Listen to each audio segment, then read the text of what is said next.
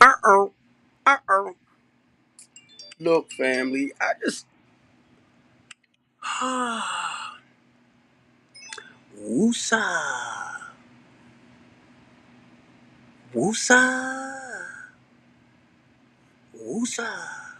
Steve Copeland from the couch conversation. Steve Copeland from the couch conversation. Steve Copeland from the couch conversation show. I gotta do woosa. Woosa. Woosa.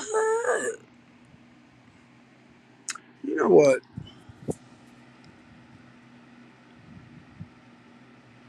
I just want to say this right. At 60 years old, I try my best to keep things simple.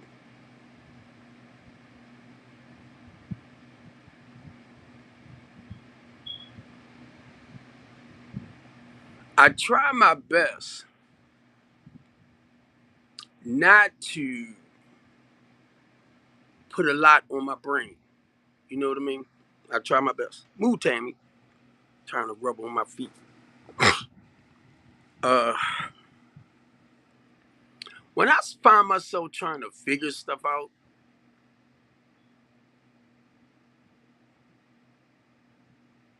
and don't keep it as simple as possible, that's when I realize a lot of stress and stuff like that come upon you. And y'all know me. When I talk about stuff and I keep looking at the way I do things, and I have to understand that everybody is not where I'm at when it comes to life and life crisis or situations, right? Everybody is not there. Now I'm gonna tell y'all, I'm with my niece because when I lost my house a couple of years ago, some years ago, I knew I could come here because I raised my niece and feel comfortable, because the ego, the pride, and stuff like that, right, will beat you down. But when I came, my niece told me, she said, Uncle Steve, you raised me, and now I'm gonna take care of you. Move, Tammy. So for y'all that don't understand, that made me feel good because I'm getting older now, right? And some of the stuff that I used to do, I know right now and I can't do a lot of it that I used to do. So it's like it's slowing down, real simple. And I'm not mad at all. I'm not mad because I never really thought that I would live to see 60. Because when I look back, right, over my life, and I'm talking about with the drugs, the alcohol, the using and stuff like that. And when I look back over my life, I'm the type of dude, I don't like condoms. So most of the females I slept with, I didn't wear condoms. And I would wear a condom if you kind of pushed it. But if I could convince you to go in you without the condom, then I'd try to go that route. But if I had to, I'll do, to get what I got to get. But the reason why I'm saying that, right, because when I look back, and I slept with a lot of females, a lot.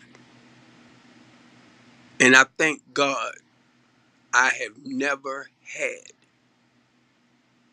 a transmitted disease. Because a lot of the stuff I did, I could have. And I could have AIDS or something like that, a sexually transmitted disease that I would be struggling with in life right now. So I'm looking at the protection, right, that God always, or the covering God always had over my life. He always protected me from the craziness. that I was practicing in my own life. And the only reason why I'm saying it, because it wasn't never me. Because everything I've done in my past, as far as growing up and experiencing this stuff, it tells me I shouldn't be here. And I just want to say this because I'm picking with a lot of y'all that's very smart, intellectual, and stuff like that. I'm picking with you, right? Um, because I'm not very smart. I'm not very intellectual. And the reason why I'm saying that, because basically everything I do is based off of like, downfalls. Like, you do something crazy, but you learn from it. You do something crazy, but you learn from it. So that's personal experience, right? And when I sit back and I look at my life, and I'm gonna use the word trials and tribulations, right? And y'all know what that's about. You fall short, you get stronger, you keep moving. But the difference with me, I have no problem in sharing about my trials and tribulations because I want to give people the hope that no matter how we stumble and fall, you can get back up and start doing stuff in a different way. Man, if you're hearing what I'm saying, I don't knock you for the mistakes that you make in life, but you take those mistakes and you learn how to be the best person that you can be. Because sometimes we have to fall short in certain areas of our lives to become better people. And with that, we're less likely to judge others that stumbles and fall because we can understand, we can relate to that, you know. So right now I'm at a point where I'm saying stuff and I'm in other words, I'm understanding my personal life experiences, which I go by to people knowledge, right, of a personal experience. But they haven't experienced it for themselves. But they got all the knowledge and wisdom, smart education to maybe talk about something on that level. So I'm basically trying not to like compare certain things, but understanding what I tell you is basically the truth because it's my experience. I can't go wrong with that. Compared to somebody that's studying or have degrees in something that they never experienced, but they have knowledge in it. And it's not to knock you. I understand you read, you studied, and you know how to, work with people. I can't knock that. But what I have a problem with is if you got your doctorate degree in certain things, like say addiction counseling, right? You got your doctor's degree in addiction counseling. And I tell you I'm a recovering addict and I tell you how long I've been clean, something like that, right? But you want to compare your degree to my personal experience. Now, how do you think you was able to get that degree? Because whoever wrote stuff like that, they had to sit down with somebody that was stuck in a life like that and was able to come out and live a day at a time another way for y'all to be taught about that behavior. And it's not to knock you now, but never take your knowledge from what you studied and learned and compare it to whatever you learned, that person's personal experience. and how you got that information. Now, I'm not very, very, very smart, very intelligent, but I'm smart enough to know the difference with that. Bye, Tammy. Bye. Don't be talking to me like that, playing. Get off this beat. And I'm not. I'm just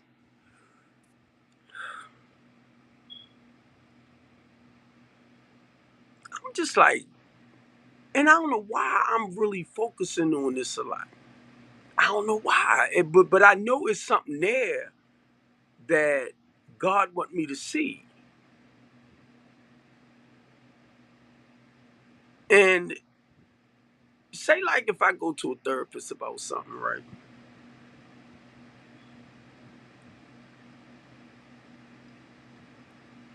A lot of times I'm just looking for them to like listen. They got to listen to you really to see where you at and what's going on if they want to like set up a plan or something like that for you to work up out of it to move forward, right? That's what I do with people that come into my life. Like I sponsor them or me. A lot of people be like, I don't know why they acting like that or they behaving like that. And I'm just talking about the people in the streets, right? They acting like that or they behaving like that. But if you have experience what a lot of the people's going through, then you can understand.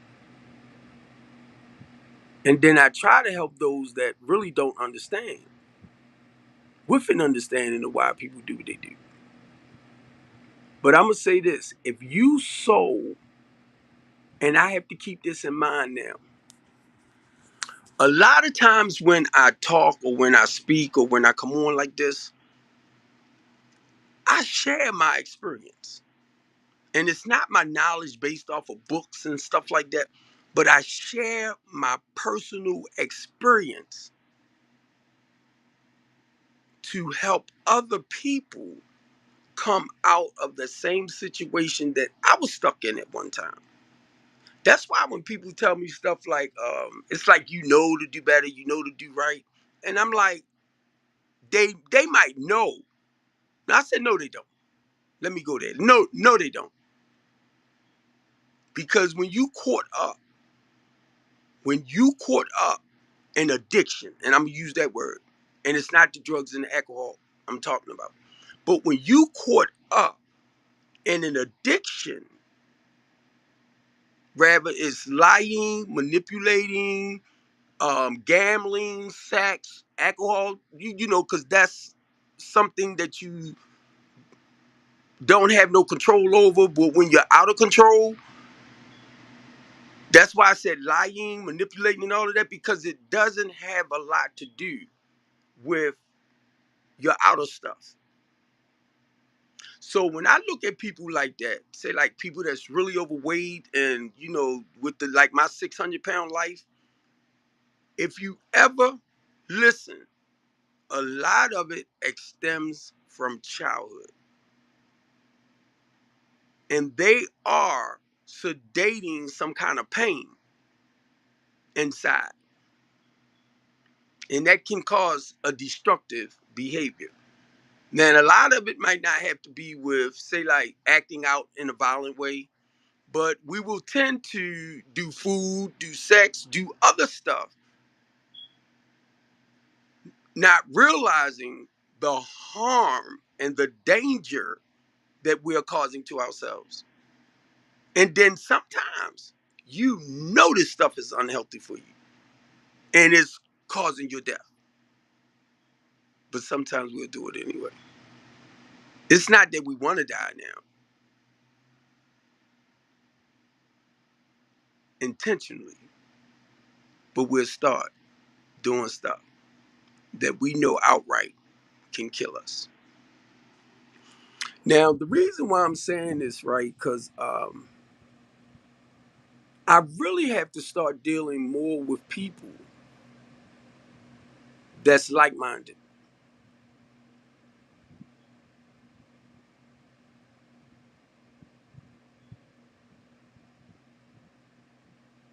And it take me back to when Josh used to say stuff like, keep your circle small. Keep like-minded people around you.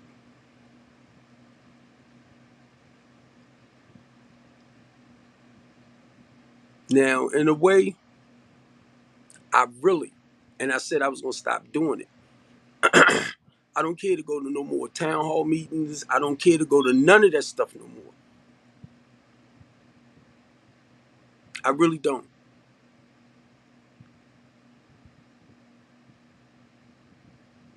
Because a lot of times for me, when I leave out of certain places, I'm wondering why, in a way that I'm feeling like uncomfortable. I'm not fulfilled from what I heard, or I'm not filled from what I heard. And I think the reason why too, because of the way I do things, and my stuff is based off of mainly spirituality, it's a life experience. So it's looking for solutions with any crisis that we're dealing with, right? And I'm not going to say that educated people and more knowledgeable people don't have the solution, but I've been learning so many of them speak only on a level from where they at. And I'm beginning to see that a lot of them, unless you go there, cannot relate to like people beneath them. And that's not that's what I'm starting to see, and I don't like that.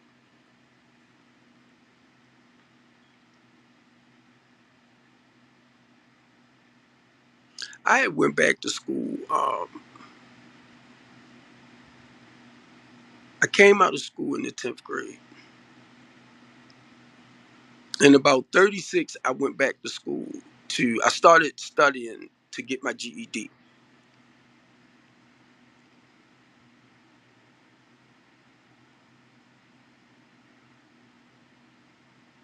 So when I went to take the GED test, and I think I needed like a 225 to pass, something like that.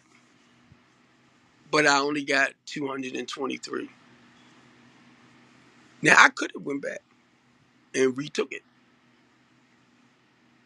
but it was just the point that I did what it took to try to get it, because I think where I'm getting ready to go, having my GED or the high school diploma, it really didn't define me. It doesn't define me as a person. That's a piece of paper. And it's good to have it, don't get it wrong. But when you have all these credentials behind you, it just shows people what you studied or what you did to learn this particular, why I keep thinking religion. But,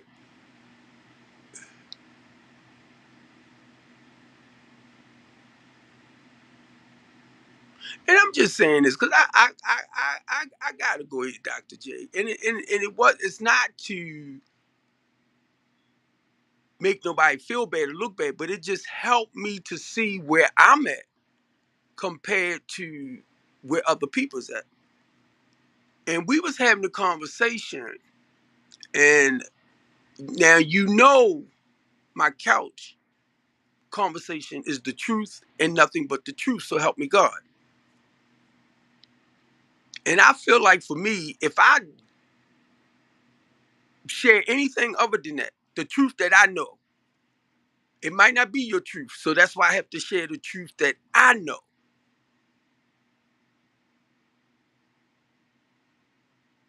And that's my own personal experience. But you really helped me to understand, right,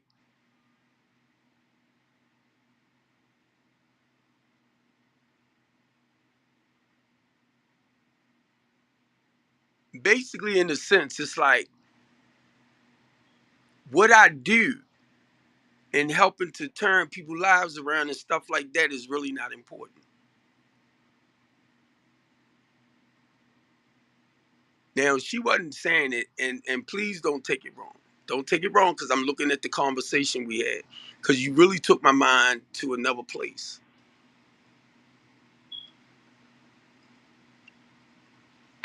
If I'm around you and you're a very intellectual, knowledgeable person, that's fine.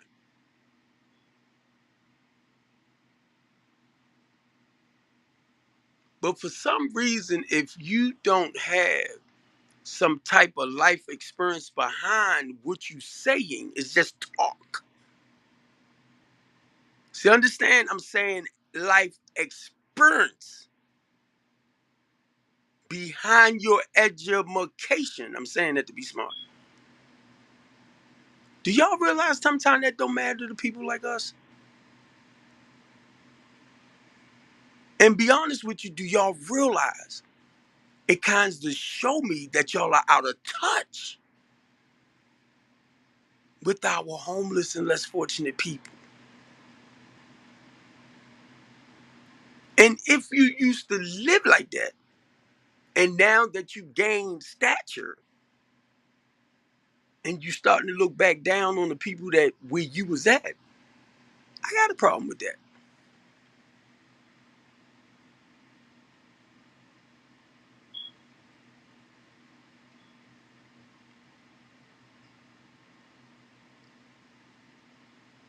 Now, I'm not into, say, like, because the conversation too, and I do want to thank you that I should go and like study certain things so that I can show the credentials, the paperwork, the credentials, so I can show you the credentials that I have knowledge in this type of stuff, because that is the going thing for today.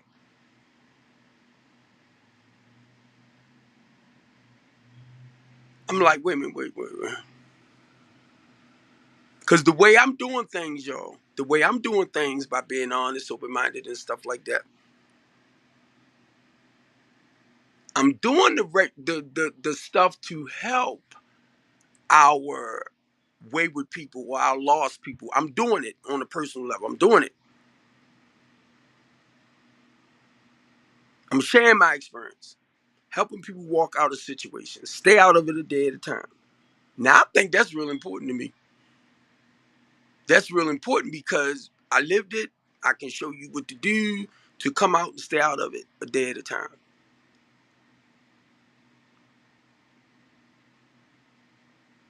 But that's not really important to help our homeless and less fortunate people regain a life.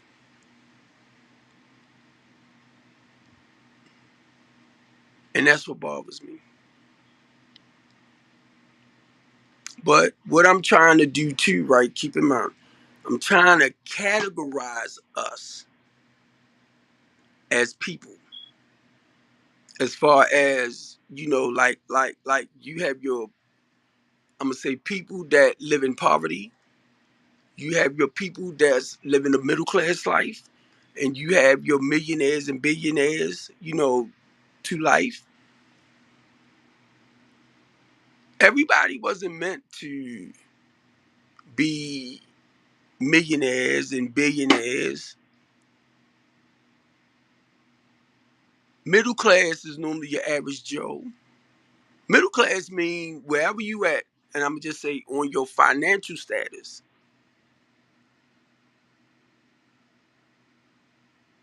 You only, to me, I only get the stuff that I can afford. I'm not gonna go out there, right, and buy a Bentley.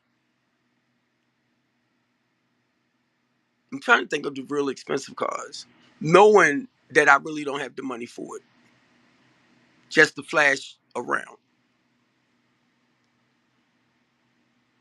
Please follow me because I'm not trying to be smart. So what I'm trying to do now, because I know most of the people that I deal with is very educated people.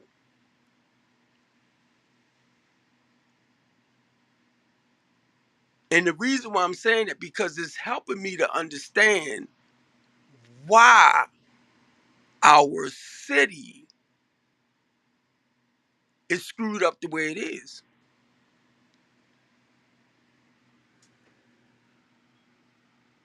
It's really starting to make things a little bit more clear to me that certain groups of people, because of their lifestyle, their fame and their riches, is not really for helping our poor people.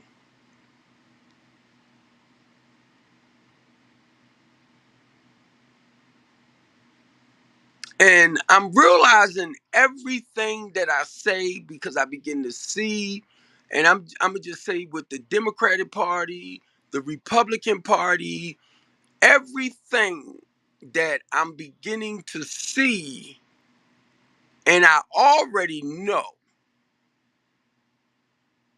that it's not a lot y'all can do hands on in the city.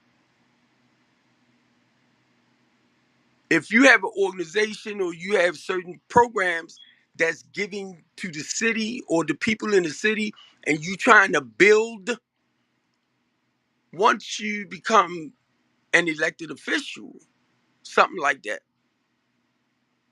you can't do that. That's the business side of things, because now you in the field of lawmaking, creating. I didn't understand all this at first. And when I tell people, right, because I'm listening. Look at the trouble Donald Trump in,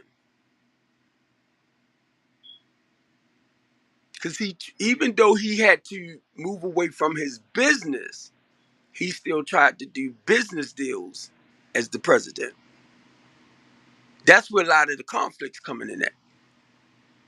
So I'm saying this because I'm saying this, that when you become, and I have to say elected official, somebody like that, anytime you doing work in the community, this is your business to build up in the community. But you want to run like for some seat in politics, you have to remove yourself away from whatever work you're doing in the community to help build in the community. So you have to remove yourself. So I've been saying that, and people are like, nah, that's not true. That's not true. But then when I tell them this is why Donald Trump going through what he's going through, this is what happened with Mayor Pugh, because she tried to take her books and implement it into, profit off it. You can't do it. But then you'll tell me, yes, they can. So what I got to do, I got to go look at examples of other people in particular positions and implementing their business in it when by law you ain't supposed to do it. So now that's something clear for me now. A lot of y'all probably don't know that. That's why I'm sharing. That's why I'm sharing. And I can only go back to when I was well asked to run in the 12th district for House of Delegates, right? And I was only going to run because I wanted to bring some attention and be honest, some money to my program, my LLC, to continue building up in the city, getting that money and using it to build up in the city, like rehabbing and revitalizing houses And somebody told me that it's like you cannot take that money, the political money, and put it into that personal use like that. Because that's one of the reasons why I was gonna run. I knew I wasn't gonna win. I already knew that. But I wanted more attention to the work that I do to help our citizens in Baltimore. So once I realized that, right, that I can't mix the two, and I realized I'm like, well, I'm doing the footwork anyway. Why in the hell should I run over here when it's the work that needs to be done in the community? You can create all the bills you want. And if it get on the ballot or in the books, it can take years for that bill to really take effect because it's not something that's going to happen overnight. So being on the physical side of stuff, actually doing it, I felt as though, be honest, I need to stay where I'm at.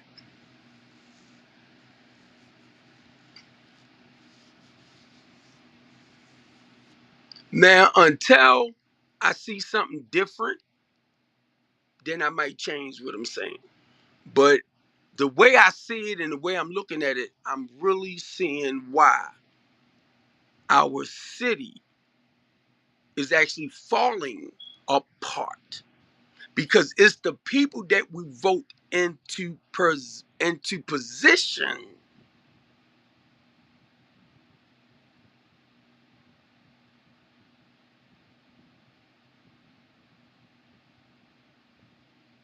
they can't touch it.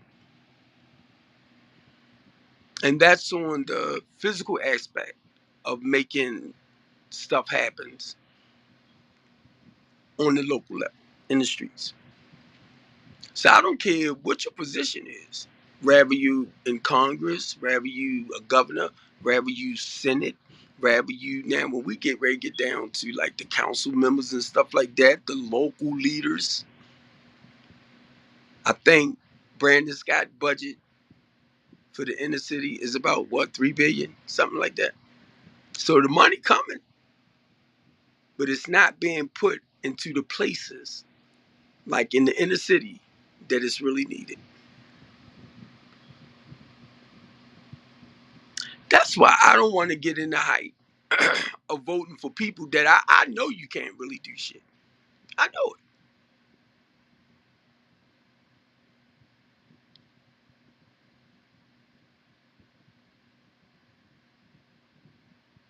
And I call it the political game. It's an act to me. And I ain't trying to knock you now. And I feel sometimes uncomfortable saying this,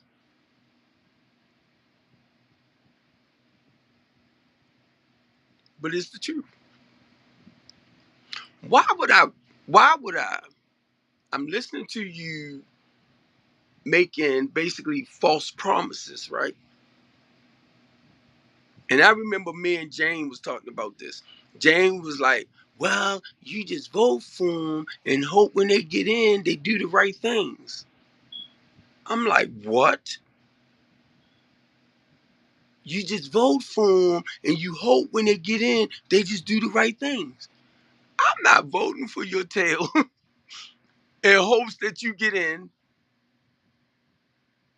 and really can do the right thing. You telling me what you're gonna do when you get in. I'm believing you're gonna do what you when do what you said you're gonna do. But then when you get in, I always say they go the total opposite. But no, now I'm saying in certain things, they're powerless. And knowing what I know today, you ain't gotta worry about me voting. Now what I'm looking at with a lot of our, say, politicians and stuff like that, I'm looking at the intelligence. I'm looking at the knowledge. I'm looking at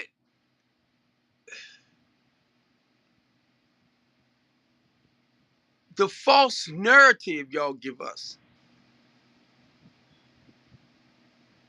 And then when you get in, a lot of people don't understand why. You said you're going to do this. You said you're going to do that. You said you're going to do this. You said you're going to do that.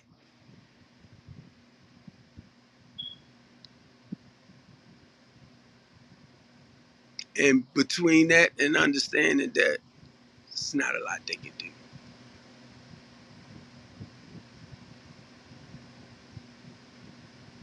And I started seeing that, and I'm like, God dang. I want to believe and trust in you. But then when I start seeing on the local level, and I'm gonna say this too, I'm not saying that our low to moderate income people or our poor people or our ghetto people, I'm not saying that they aren't contributing to bringing the city down.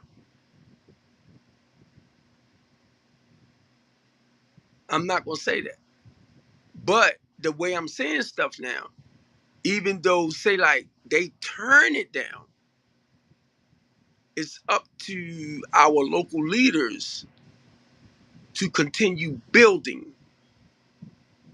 up in the communities.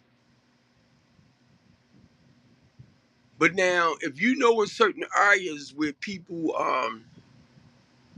haven't found a way to turn their lives around, yeah, they are going to be destructive. And if you're a landlord or property owner and your stuff is falling apart, or you taking everything out of the community for the average people to have something to do, or build back up, because it's the ones with the money job, right? Well, if you renting property, it's the landlord responsibilities to take care of that property. If the landlord don't take care of that property, it's gonna fall apart. But then we'll blame it on the people that's living in there. But no matter what, if you have rental property, you're supposed to keep your property up. So we should not be seeing as many vacant buildings and lots around Baltimore City that we're seeing. Because whoever the owners is their responsibility to maintain it. That's why we have property managers. That's why we have maintenance men. That's why we have for your major like apartment buildings and stuff like that. So anytime your clients have an issue in their house, apartment, stuff like that, it's the landlord's job to repair those things. So that's how a lot of stuff is falling apart, because a lot of them not keeping up their stuff.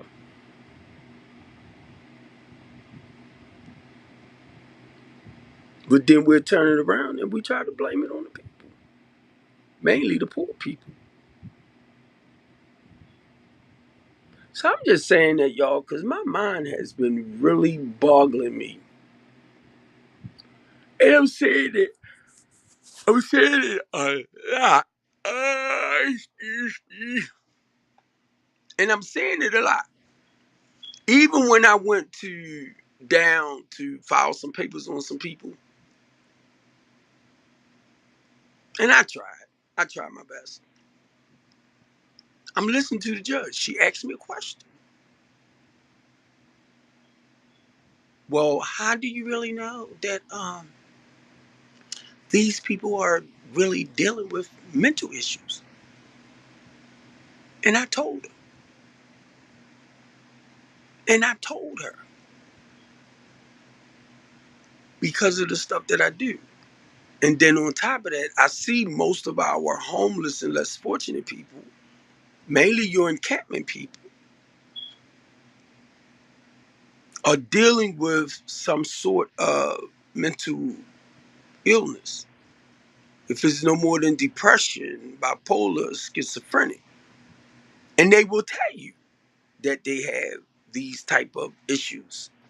But the thing is, how do we help them to balance their lives out and teach them how to be responsible, like the ones that's in the woods, the ones that's in these encampments, because you can't like baby farm. So you have to teach them how to be responsible and productive and all that type of stuff again. Even when you have somebody say like that live the lavish lifestyle, but because of their mental states, they've fallen behind. So certain people, you do have to teach them how to live life all over again in a more healthier way. And that's the way I look at stuff.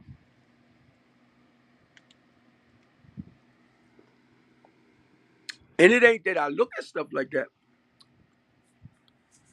It's because of what I know. And I can base all of that on like just my addiction itself. And this time I'm gonna say like with the drugs and the alcohol.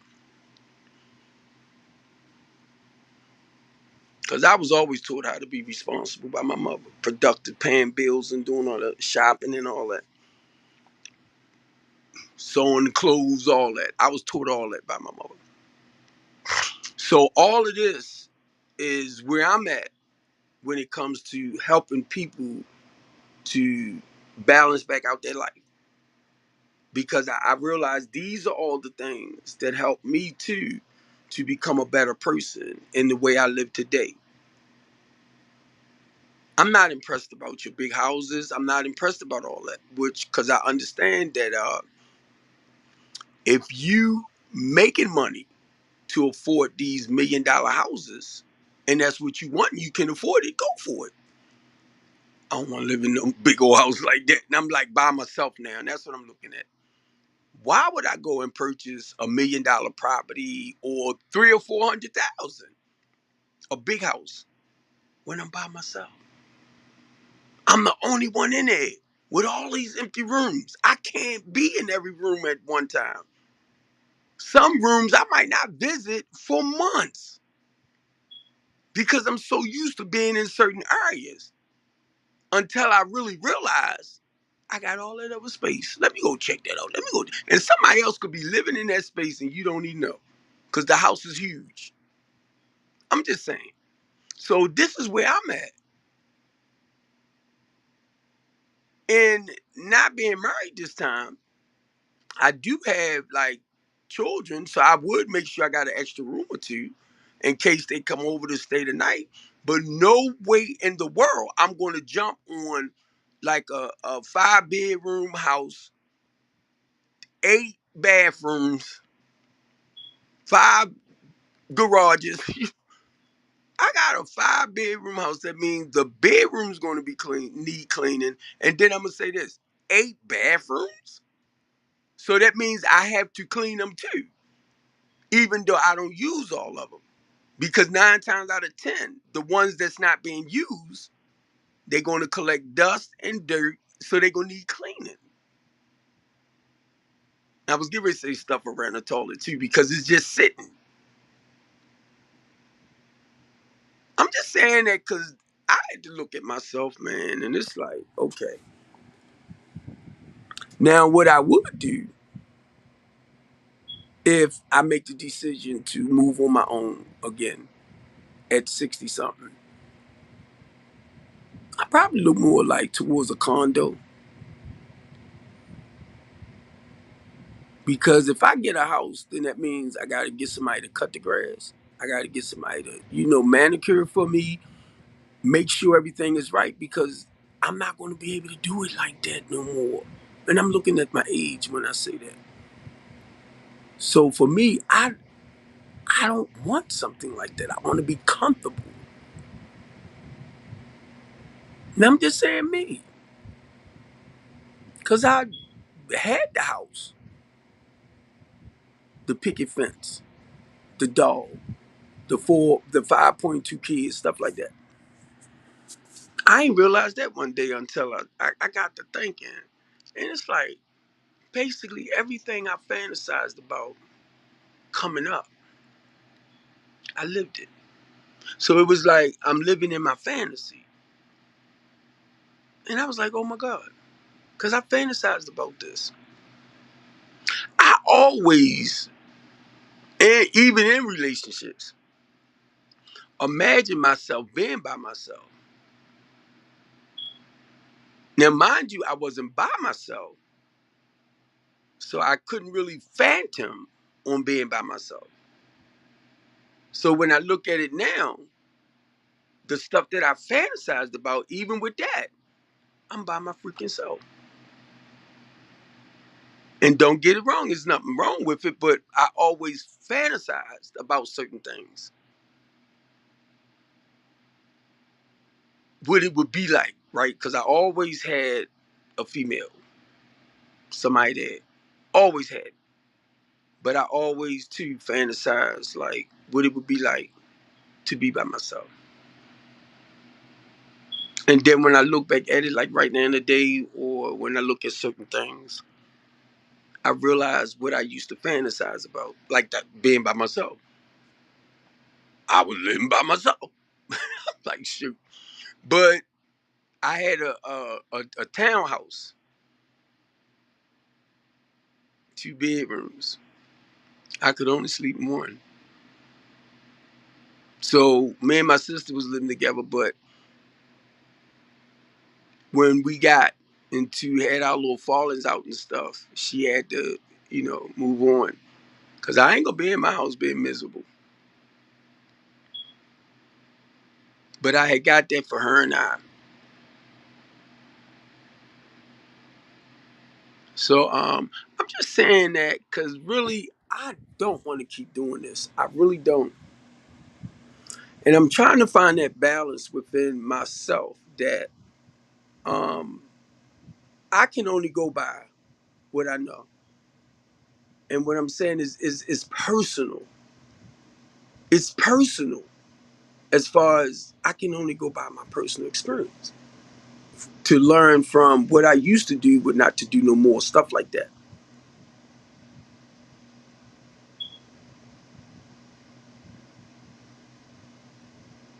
And my thing is this: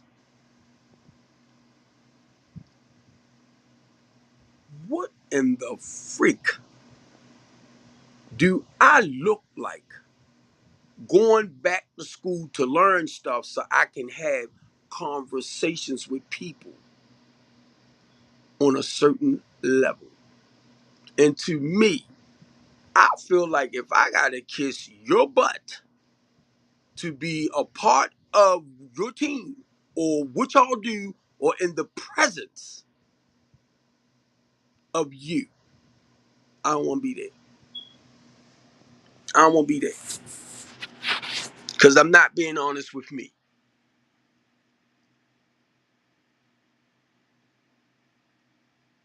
I'm not.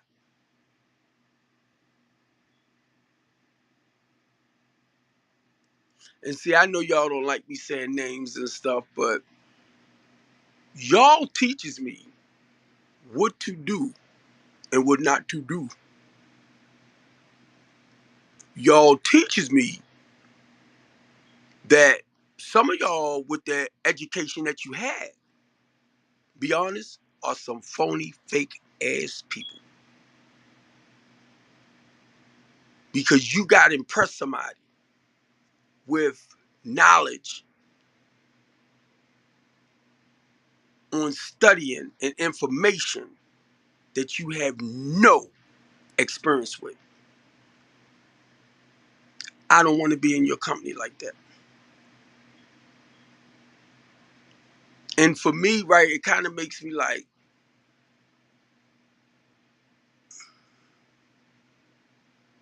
if I can be in your company, right, and if you speaking on a level or somewhere where I just cannot comprehend, I ain't trying to figure that mess out because that's the language between you and the people that you deal with. So that's why it helps me to understand when I open up my mouth, a lot of people can't relate to me. You can't because I'm coming from my spirit. I'm coming from my heart. I'm coming from a level of personal experience. Now I'm trying to figure out why you cannot understand what I'm saying. Because when you listen to me or you hear what I'm saying, you're trying to figure me out. Stop trying to figure me out. Listen to your heart. Listen as I come from here. But if you hear with me, you're not going to understand me. You're not. Don't even fool yourself, because a lot of y'all showing me that when you have, like, you pretty smart, don't get it wrong, you did the work, you did the research, you did the study to be where you at. So don't get it wrong. Don't get it wrong. I have not done none of that. So I'm telling you, me, I ain't gonna try to put myself where you at with your knowledge, your education, and your smartness and all of that. I'm not. So I have to stick to what I know. You got me? That's all I'm saying. I will not kiss your black butt or white just to be in your company. Because if I know that's not the way I go, I'm not going to force myself to be around people like that. So I got to be honest with me. It ain't about y'all. And let me share this with you too. I draw a lot of attention to my own self. When I step in any freaking room, I don't care if you got on a $2,000 suit or $3,000 suit, 9 times out of 10 is ugly as hell. And you done spent all this money on something because of a person's name. And I step in there with what I have on. And I guarantee you, every time I do, I done put on something that I know all eyes gonna be on me. I will wear a pair of shoes that the average person do not wear, what I wear. And I guarantee you, it's not, I can go anywhere. I will get a compliments on my shoes because they never seen them like that. I will get compliments on the way I smell.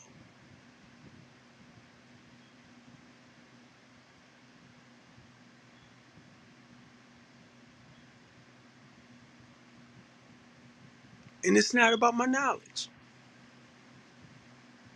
I already know. And I'm telling you, I can step in the room. Your suit might have caused you, and I'm gonna go to Donald Trump because I'm quite sure his suits probably run like $1,500, $2,000, right? And that's what he spent for the suit. Now I can say it's the material, right? But it's the name, because you might see other ones in there with the same type of suit on, and they only paid about $100 something dollars.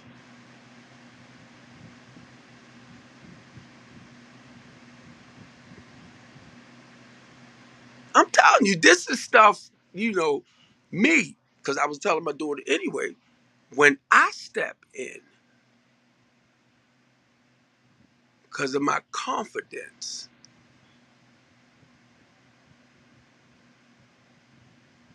and know, I know for a fact, anywhere I go,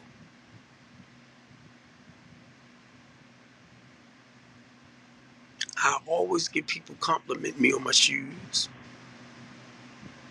I can take a tie, turn it into a bow tie.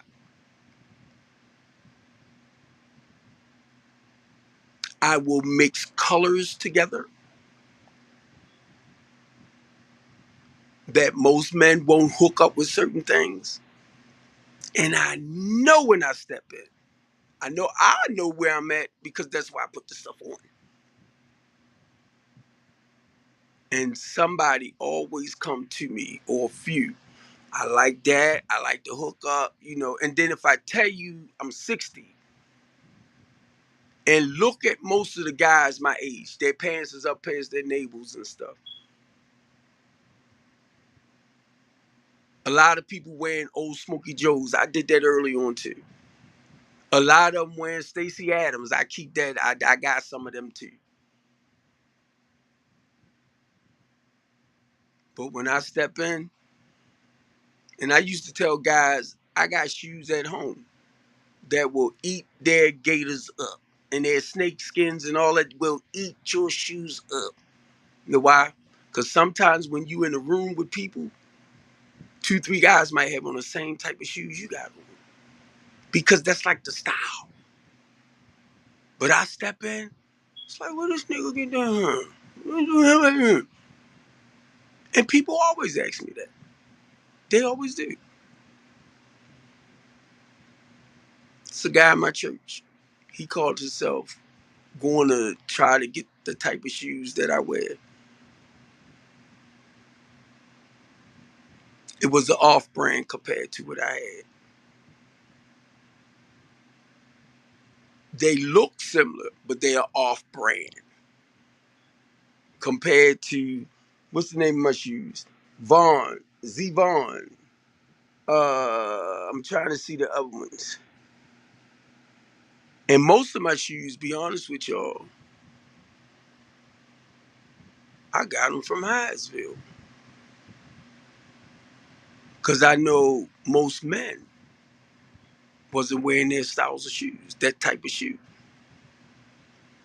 Most of the Italian boys was wearing the type of shoes that I end up getting.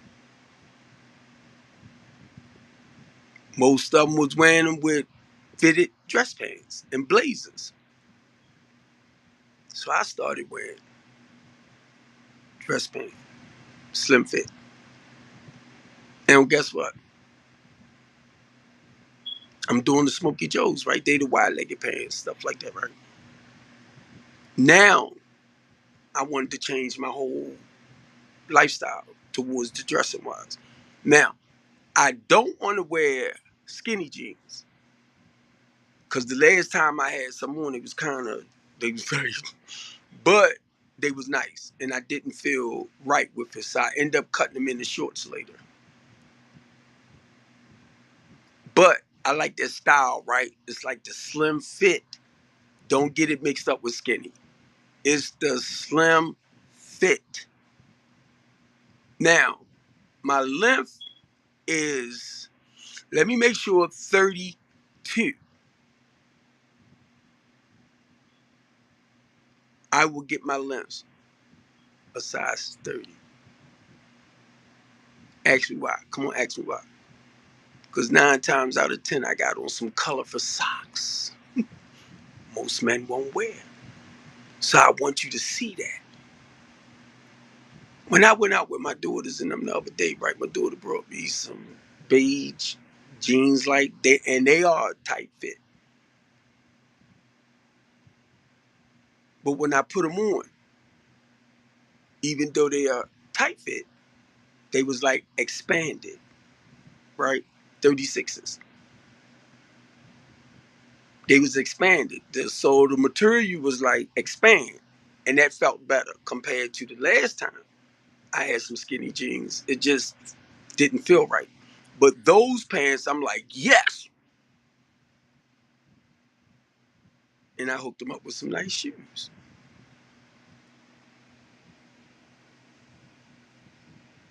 So guess what? If I wear a pair of jeans and a blazer, and because I always get a vision for the hookup first, right? I always get a vision of the hookup that I want to put together.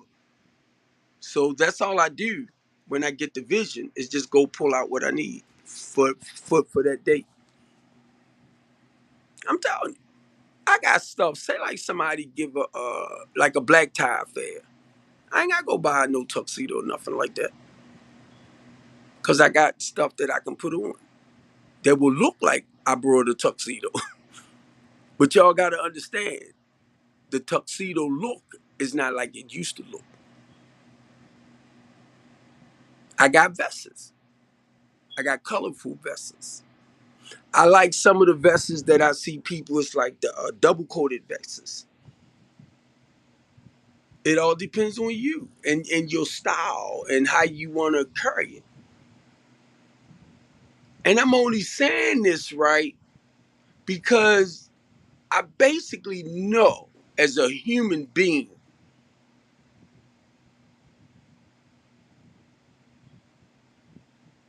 I wanted to say what people like and what people don't like, but I already know as a human being, and say like if I'm in the crowd or I'm coming to meet people and I know y'all are well educated, well rounded, and I know for a fact our conversations ain't gonna be the same.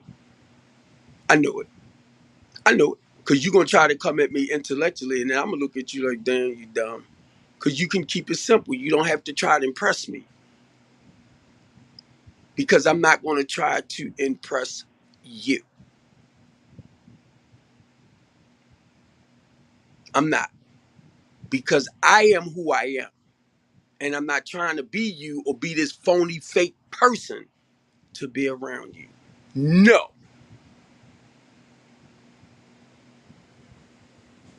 And I guarantee you a lot of y'all that's sitting back there that I don't see, you probably like, why is he saying that? Because I'm telling you about me.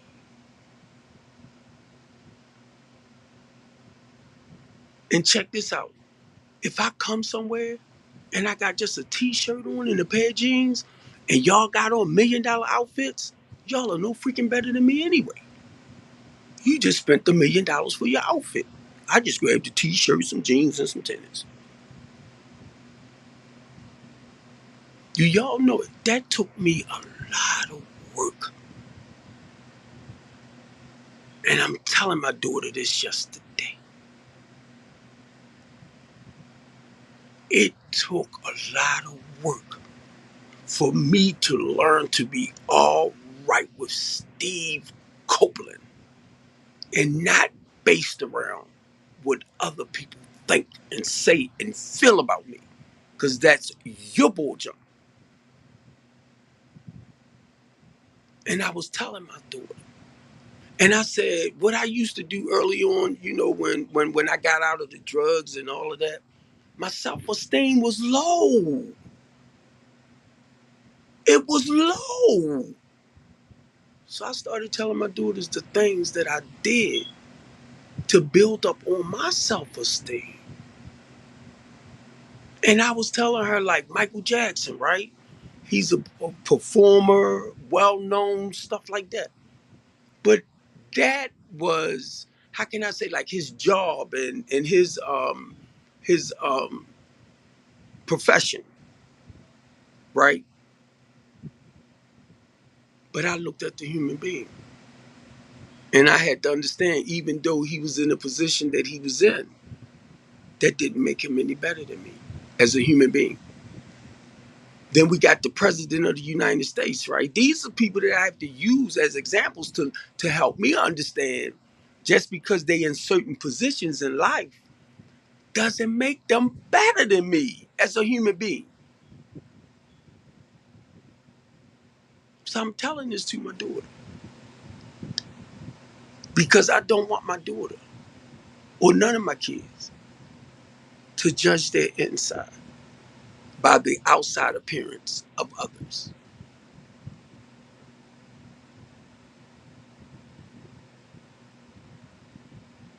I don't want them to. So let me share this. Christopher Anderson, when you hit me up to tell me y'all was protesting about the drag queens reading books to our children in the library,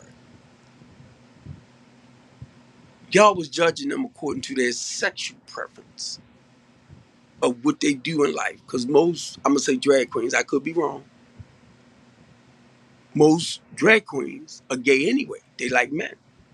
Now I could be wrong because it might just be men that like women, but they like dressing up as drag queens. So, and that's why I kind of looked at. Anyway, I didn't know it was that deep, but no, heck no, I wasn't coming down there to do that. Point a certain particular group of people out like that. And I know you missed the boat from what I just said. It is not my business to worry about who sleeping with who outside of myself. Rather you're a woman sleeping with another man, rather you're a man sleeping with a woman, and no matter how many you might be sleeping with, because you might jump to jump to jump. I did all that too, but it's not. That's where you at.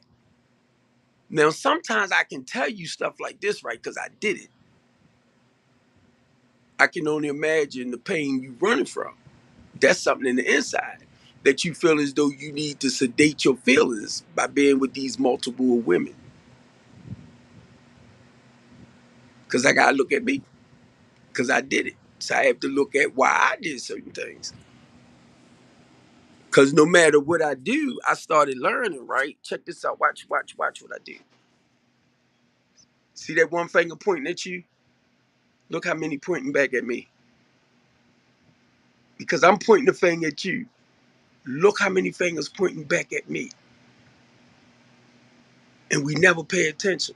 I'm pointing at you because I'm not looking at myself and my bull crack. Darn.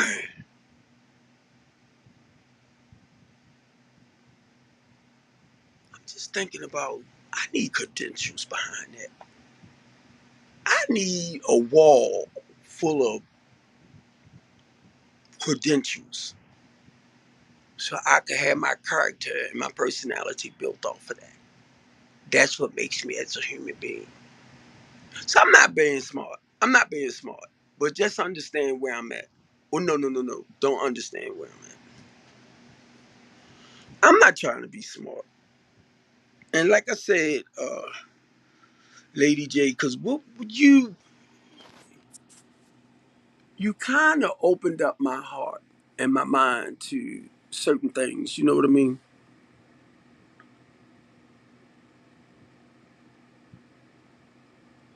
And I'm gonna just say this: if strengthening the community never grow from where I'm at right now, it wasn't meant to grow. It wasn't meant for me to keep doing it. I'm doing everything, and it's only by God. It's only God because this was not my vision or my dream to wait till I get 60 years old and start doing some of the stuff that I'm doing that I wish I could have done if this was the path that I could have did when I was much younger.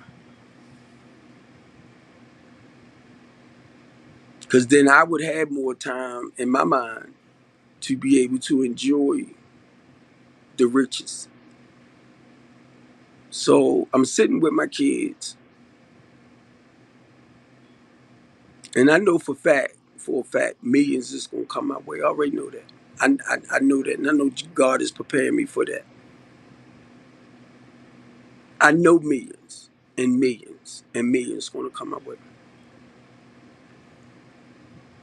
I just want to put enough money on the side where I'm comfortable. And if I make the decision, I want to like fly to Africa or do other little things like that. And be honest with y'all, because of the way the world is today, I just don't care to travel like that no more. It'd be just my luck. I get somewhere, and next thing you know, they might. I got my diabetes medication with me, right? They might lock me up saying that you got drug needles with drugs in it. Oh, we banned it what is that stuff? Lantis over in here, and you current Lantis in the UK, we banned that. So you current medicine in the UK that we banned it in UK, but now you fall under the UK law. So you current illegal Lantis or Trulicity in your bag or Trulicity. No, you got a needle with illegal diabetes drugs in it for our country.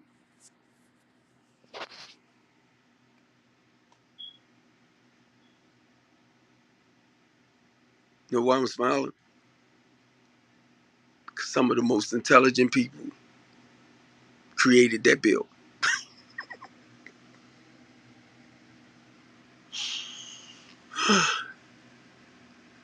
And I'd be like, what daggone dummies decided, came together and decided that was okay.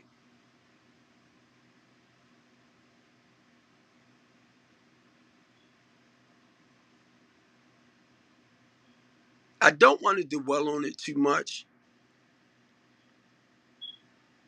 because I have my style of doing things. And for me, I have to stand solid on whatever I believe that works for me. And if I feel as though what I believe that's working now, and I can see a transformation in it, then I can only help somebody else with it.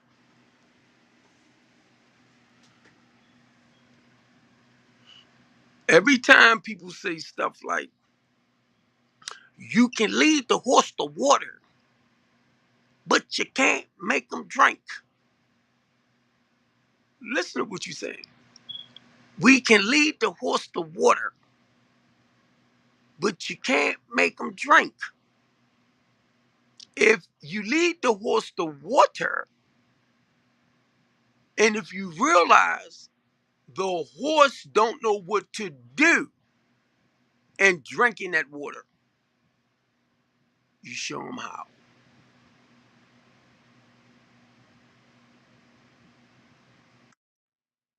And I'm gonna tell you this too. When I say that, because what I do is more like we look for the solution. All of that stuff sound good. It sounds good. If I don't have a sense of direction somewhere in life, and I'm a truck driver, that was back then. But I'm using this scenario. If I do not have a sense of direction, it's two people I would ask. If I see a police, I'm going to ask him, or I will go into the fire department because I'm in the area I'm not familiar with. So now I got to find somebody that's more familiar with this area than me that can better guide me.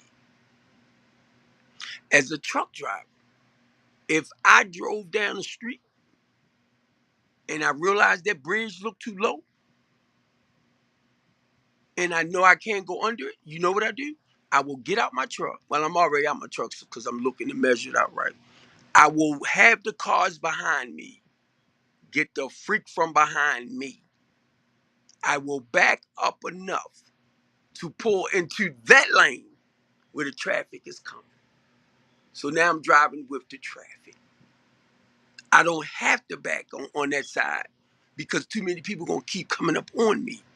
So now I'm on the other side, driving back till I can get out of the way and turn around. So I will be at a light. This is what I'll do. I will be at a light with the tail truck, end of the truck, pointed towards the light. The moment the light turned green, I will back on the other side of the street, come back on the side, and go around. Stick to what you know. If I'm driving down a country road and I pass my street that I'm supposed to turn down, I will jump over in the other lane and I will back straight out. Because now the people that's coming down can keep coming down. But I'm driving on this side with the cars that's coming up. And basically, when I do that, now you know I got to keep a straight line, and people be like this, whoa, boy, because that's my experience. Because of trial and error, let me put it like that. Because there was times where I went into cities that I don't know where the bridge is at, right? Because you're trying to duck the bridges that's lower than 13.6. And then you might cut down the street, right? And you like, oh my God. You spot a bridge, you like, I can't get through there.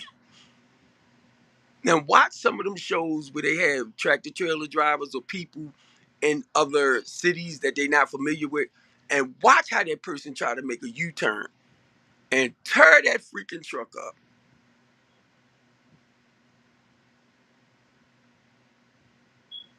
and tear everything up that's else around it.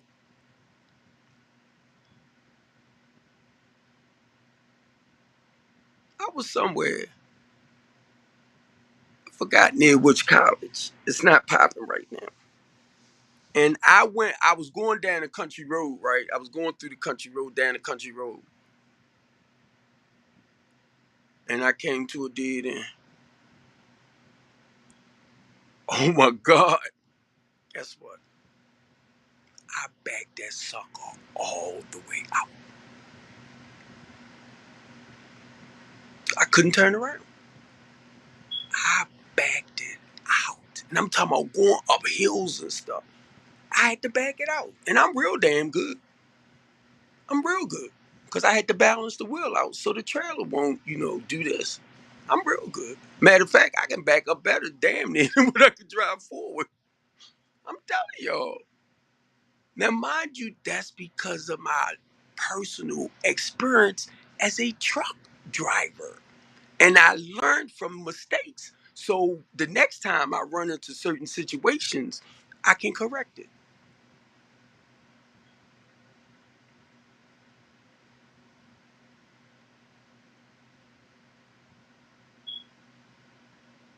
If a car's stuck in the middle of the highway, and say if it's a 3 or 4 lane highway, and they in the middle, and I spot it from way back, I'll start wiggling like this. Know why? Because I'm stopping the traffic. And I will block that street right where you at. And I'll start telling people, hey, oh, oh, oh, oh, and I'll push them out the street. I will help them get out the street. And then I'll jump back in my truck, thank y'all, and I pull off. I have did that on many occasions. I have watched people run off the road in a ditch, or they went up towards a hill. They couldn't get out. So I tied my I would say my Belco, right? My you tie the freight down with, right? And I hook it up to their car and I pull them off. Or I pull them out. And guess what? I pull off. Because they might want to go give me something, right? And I'm like, go ahead, keep your money. But I'll pull off after I done unhooked everything. And the reason why I do it, because they might have called for a tow truck that's going to cost them all that money. So my thing is, I save you money.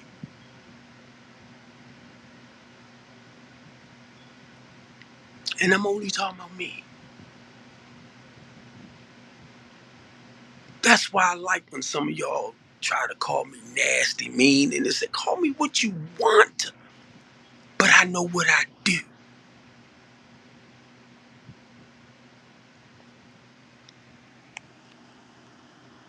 I was riding somewhere the other day, right? Now, mind you, I'm in my white truck. Guy in the middle of the street with his blinkers on. This time I just rolled around him and kept going. Because I was thinking about, help here and there, right? I said, not today. I'm sorry, not today. I said, not today. I ain't trying to be smart. I could have just pulled right up behind him in the box truck.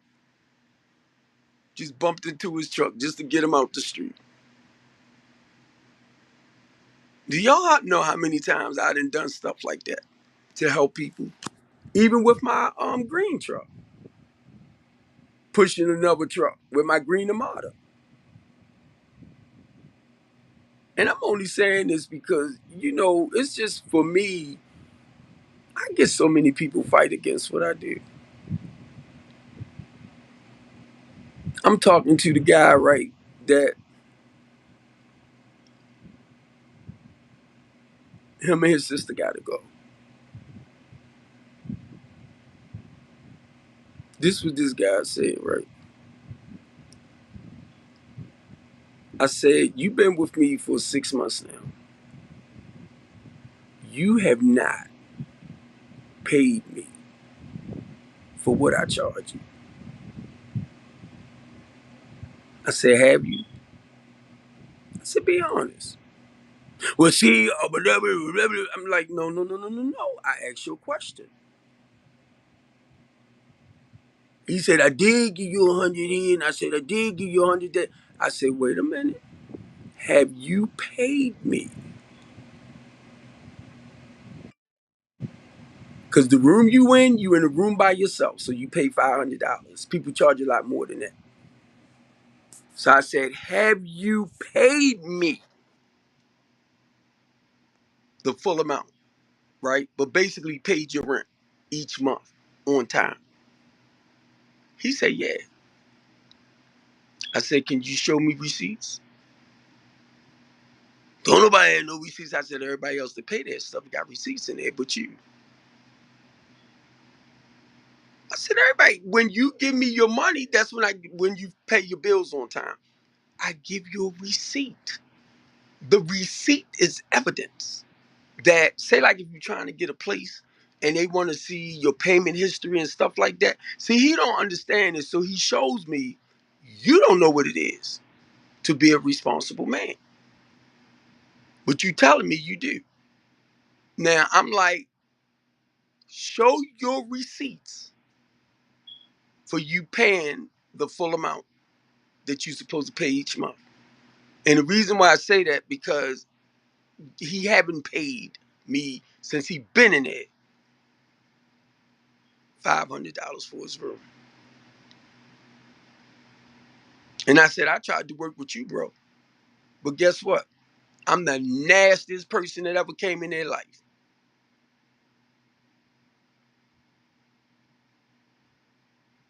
Yeah, you call yourself being a God sent it man, this and that. I said, guess what? I get it every time when y'all not being responsible. I said, what is my housing program all about? When you come to me, I'm going to tell you about my program. I'm going to tell you that you have to sign up for the mental health program. If you do not want to comply, you do not have to come in.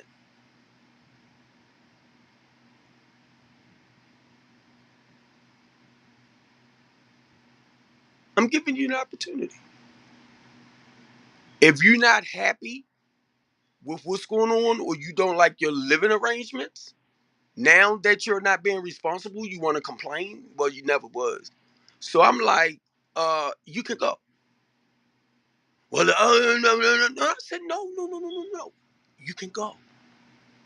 Why are you fighting me so hard to leave my housing program?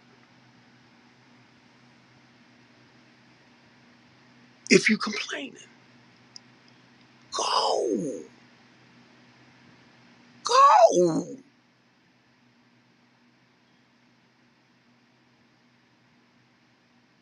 Why are you complaining about, if you're not happy, go. I said, you know why you ain't leaving? Because y'all ain't got nowhere to go. And you fighting hard. Now he think I'm gonna keep him in there until he get his tax money, whatever. I said, no, no, no, no, no, don't even go that far. I said, you get ready to get out. Then why do I gotta go through all this? And his sister decide, well, if my brother stayed here and he worked with my brother and my brother hadn't really paid him nothing, I would try it myself. No, I got bills on these houses that need to be paid. And if you don't pay me, I can't pay the rent and stuff.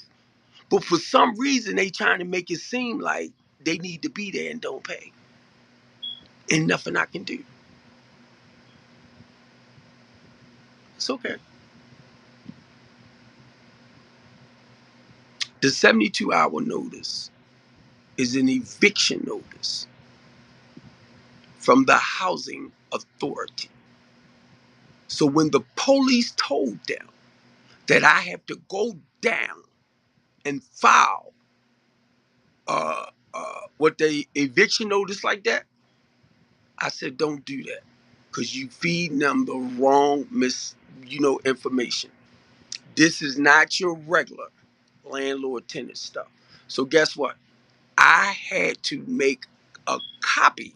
I sent it to my goddamn I sent it to Office Depot to be printed out. Because this time I want to show the police straight out. When they start saying that, read this right here. I need you to read this. This is from Housing Authority. So you telling me you know the landlord tenant rights, right? I do too. And that's what Community United and us do. We fight for fair housing and fair wages. So you trying to tell me something like I don't know. But this is a program. Now you can go in there and you can find stuff, right? And it will tell you certain things, but then I have to look at the type of program I had. And I have to gather information that's more suitable towards my program. So when you tell me that, now the police, I got to prove you wrong. And you feed them misinformation. Now his sister went, because I talked with him, and she filed a protection order on me because she felt threatened. And I told him, I said, why would I bring you in here to help you turn your life around? But now I'm going to threaten you when my goal is to help you. And I said, anybody in their right mind, when I tell you what my program is about, you'll understand what's going on.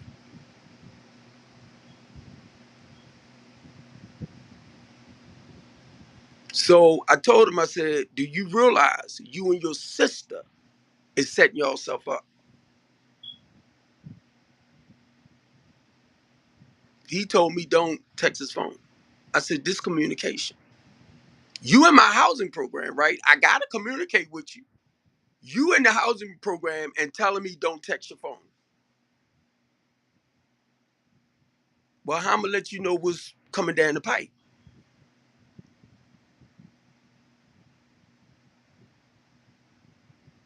How am I going to let you know what the stuff that I'm doing to take place to get you and your sister out of my houses?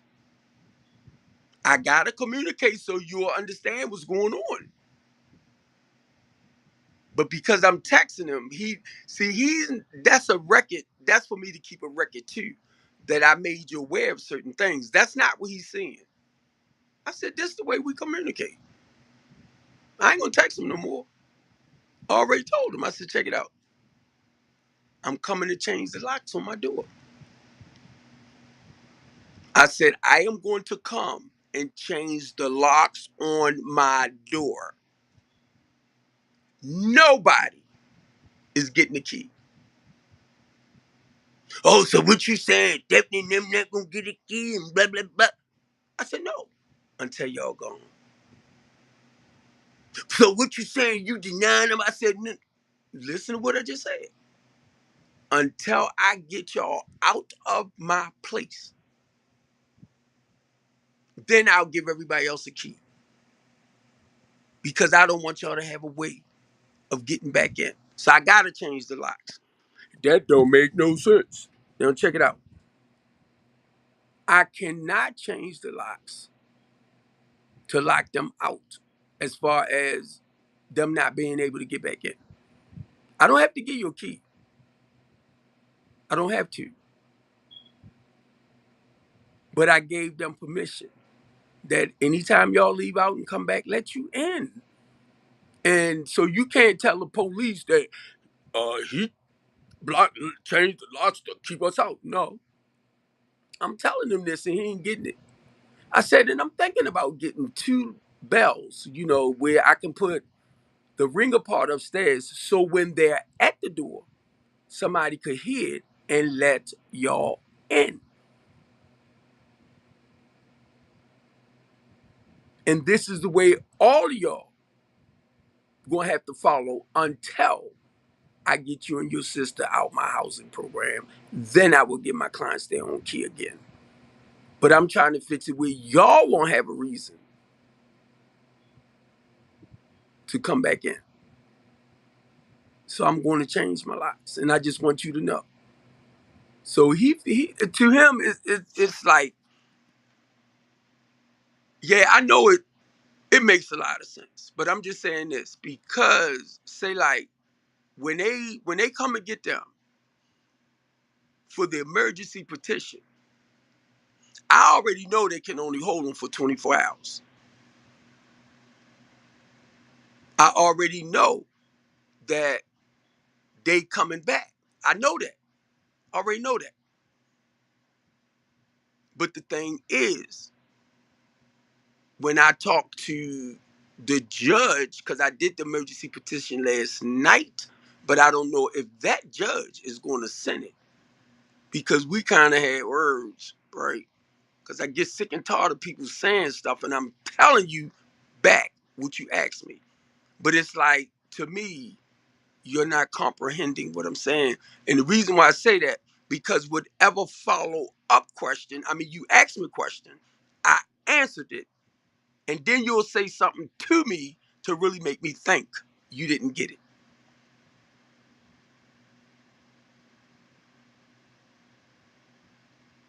Now, I'm going to tell you this, show you how smart I am. She asked me, she said, how do you know that this woman is dealing with these issues? So now, mind you, I showed her the intake form. The woman put this information down.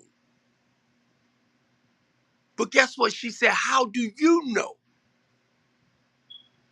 I caught it because it could have been fake. I'm like, God.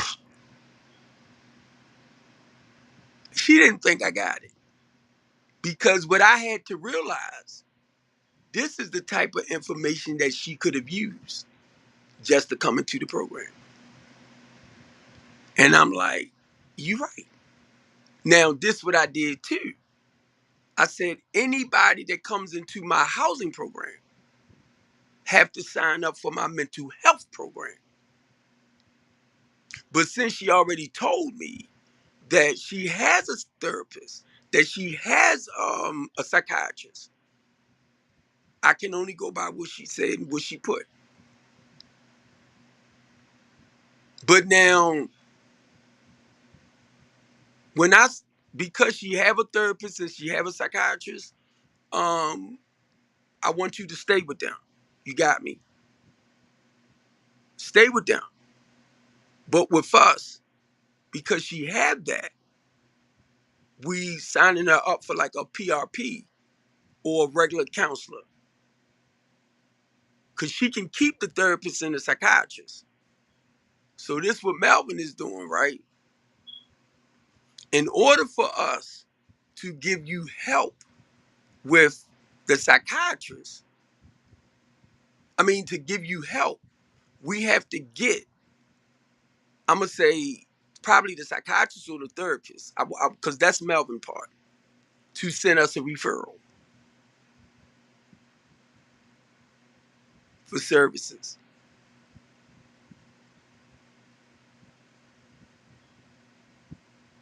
So when the lady asked me that, now mind you, it ain't click, click, click, click, click. Then it hit me. They could have lied.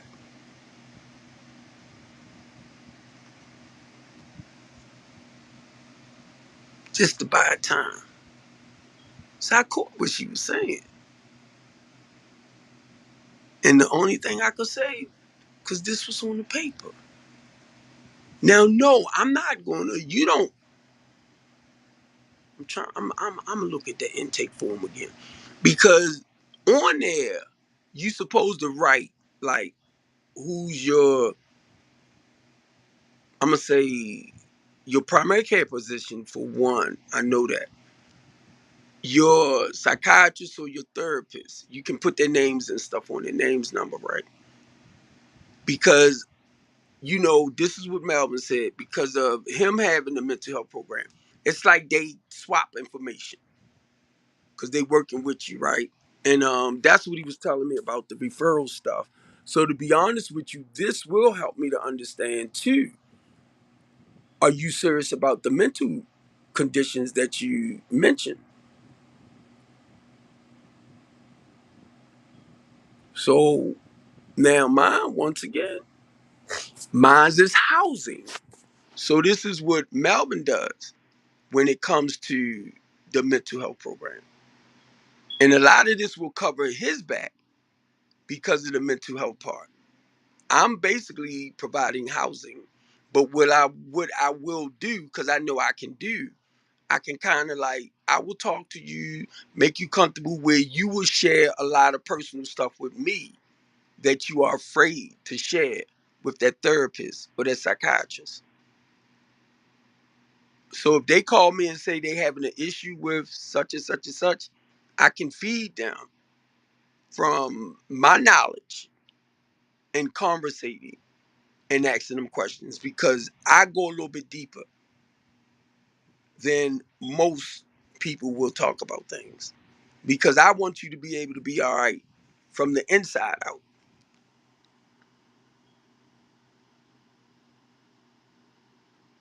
And when the lady asked me, that was the first time, because I'm going off of your information, your intake form. I ain't gonna go check and see is you really with Dr. Zeus and this one and that one. I'm not really gonna check, because in a way I feel like whoever helping you, that's a great thing. But if you're not getting the proper help that you rightfully deserve, then I'd rather for you to sign up here. You can let that go. If they not doing what they supposed to do, let it go, sign up here. But if you tell me that they do this and they do that and you don't have no complaints with them and stuff like that, then okay. I don't want to move you away from that. I have another person in my house that we had to send a referral off to whatever her primary person, or say therapist or psychiatrist, to send us a referral form to be able to work with that person and then see what that does. And I'm just telling y'all from what was explained to me. Say, like, if Melvin and them or our therapist or whoever we dealing with on our end might have to talk with your therapist or your counselor to, make sure we all on one page. That's all it is. That's all. And the reason why I'm sharing all of this with y'all, because of the work I do. So it's not that I'm trying to put your business out or I'm doing this, I'm doing that. But now when I talk about certain things and you have people that's maybe get ready to start a housing program like what I'm doing, my thing is to educate you, to share with you some of the issues that I'm having with certain clients. Now, I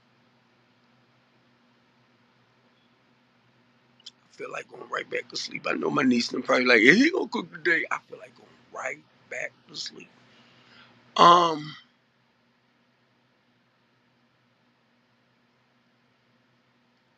this is a lot of work. This is a lot of work, y'all. And I understand. I'm really, really, really beginning to understand more why a lot of people either they did this, and because of a lot of the stuff that happens with something like this, they moved away from it. This is a lot of work. I can understand why people turn their backs on our people. I can't. It's like y'all, we ain't worth it. I don't want to say y'all like I'm. Some people feel like y'all ain't worth helping. I'm telling you, the stuff I've been hearing from people that's coming with me and we doing this and we doing that, and then I'm finding out it's not about really helping y'all, but acting like they really trying to help y'all. And when I'm saying that, I'm like, what?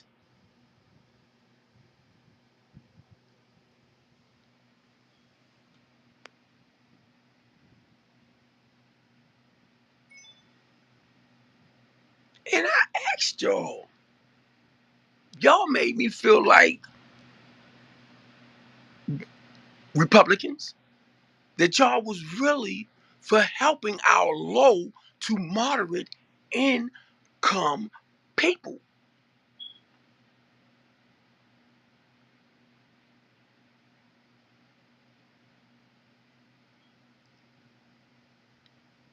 And then I share little examples with y'all to tell you what I'm discovering. All of them ladies that was down when Lady J gave that platform, the political platform, right? Ricky Vaughn was there. The Rue was there. They was on the panel. I'm trying to think with somebody else, and they Democrats.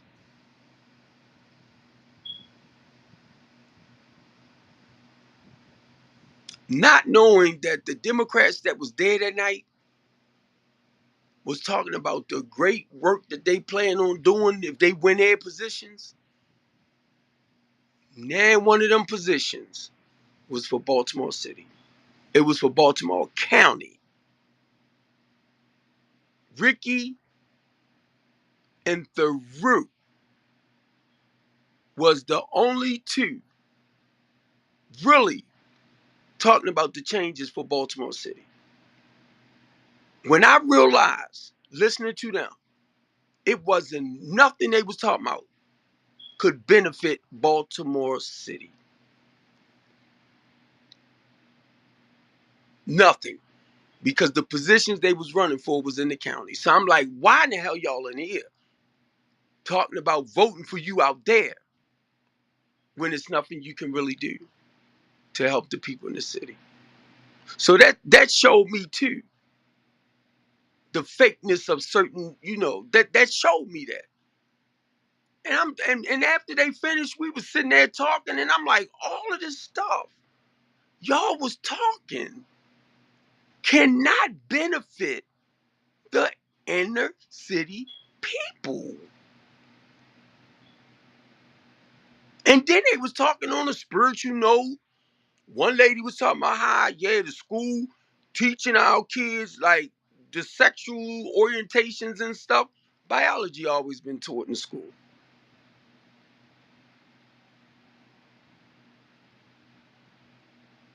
And they making an issue out of it. Trying to say that, and I'm gonna do it like this. A lot of kids growing up, coming up, might be mixed about their sexual preference, right?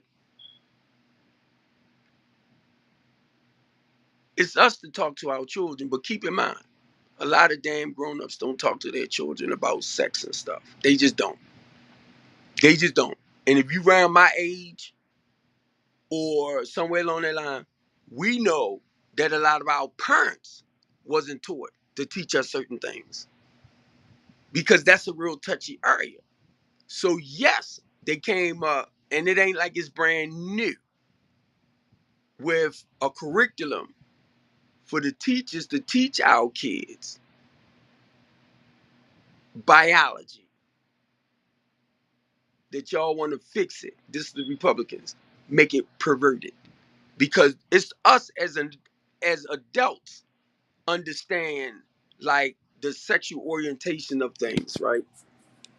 And they only educating our children. And the thing with that too, you want your kids to understand like a young baby, 4 or 5 years old, know he got a peenie. He don't really understand what that's for.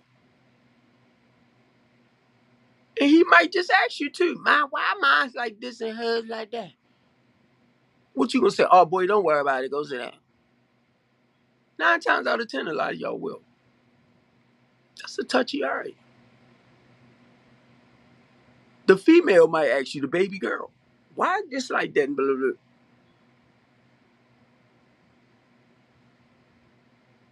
And because it's a touchy area, a lot of y'all don't want to address it.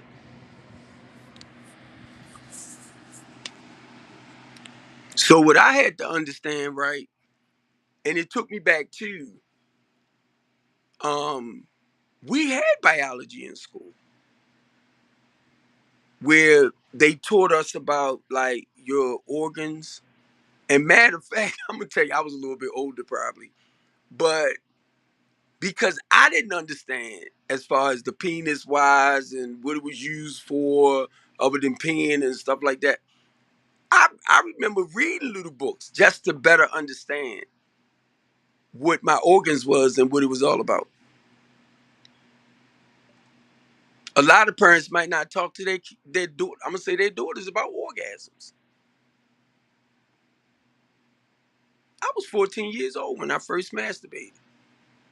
That was my Chinese secret. I wasn't telling nobody that. I ain't telling nobody. They might want to steal my secret. That's how I felt at 14, right? But it's like natural occurrences that happen in life, stuff like that. And I didn't have nobody I could go to and tell it to. Like my brothers and them. Wait a minute, I was in the room the other day playing with this thing and this stuff came out. What was that? So I had to read up about stuff.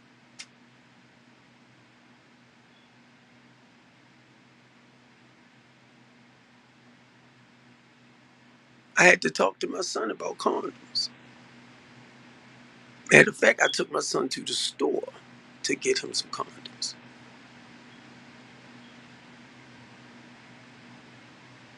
I talked with my daughters since they was like 10, 12 years old because you want them to appreciate what they have. And the reason why I'm saying it because they was some touchy areas.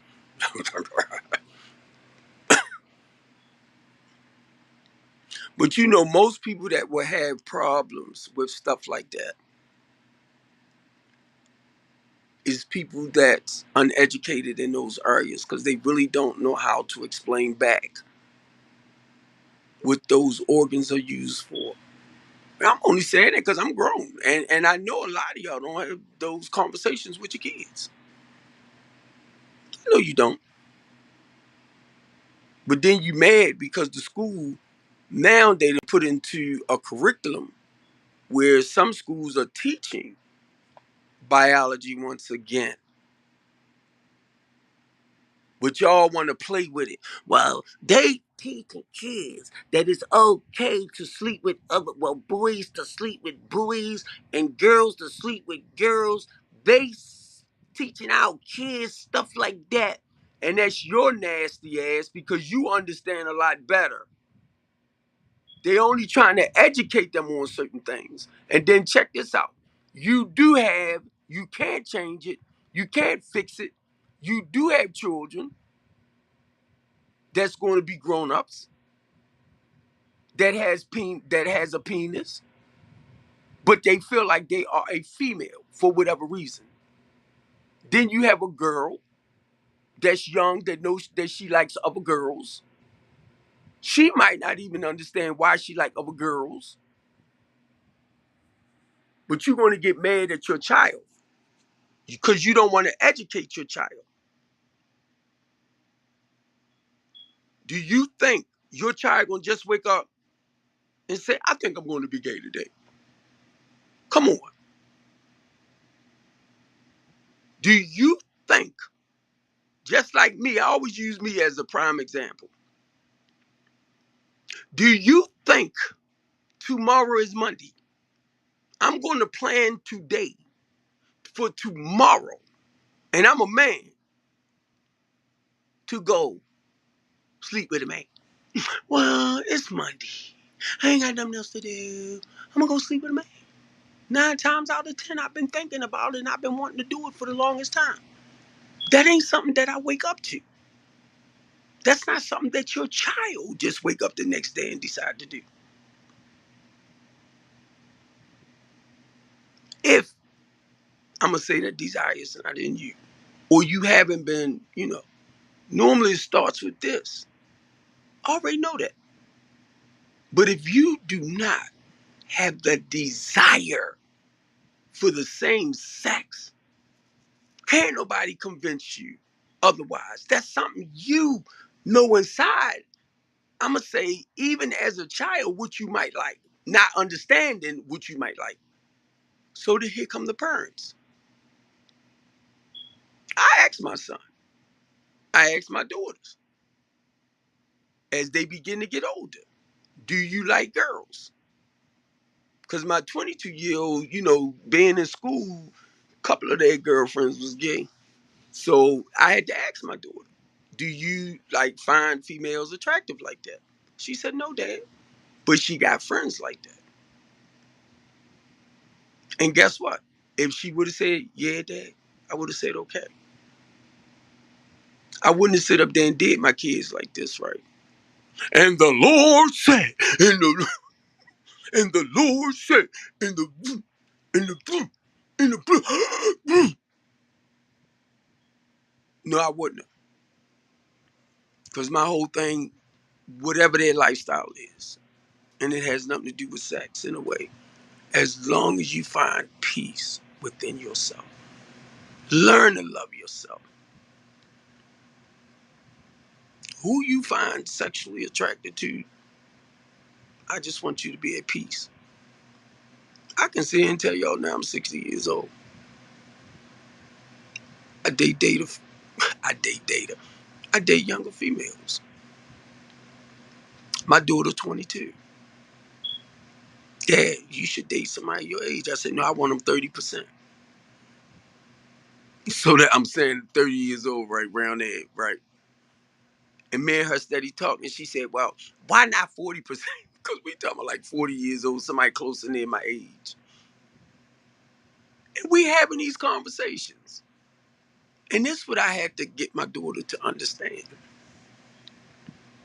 I do not sleep with nobody that I'm not attracted to.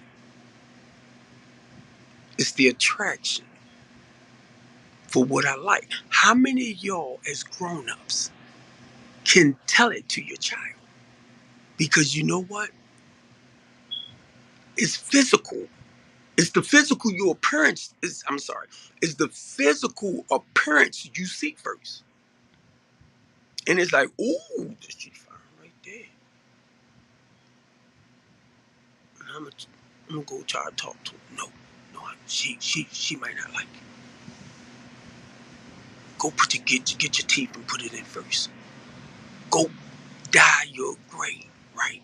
Because you're 60 years old. So you know if you dye your gray, you're gonna look more closer to 50. And you can tell her like you 45. I'm telling y'all me. Because I have done it.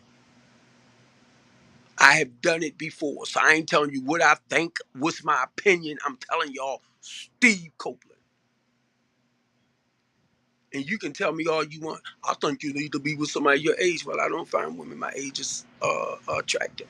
Well, I think you need to be with somebody more your age. Most women my age look like grandmothers. Well, I think you need. Shut the. Because you keep saying you think, and I'm telling you what I like.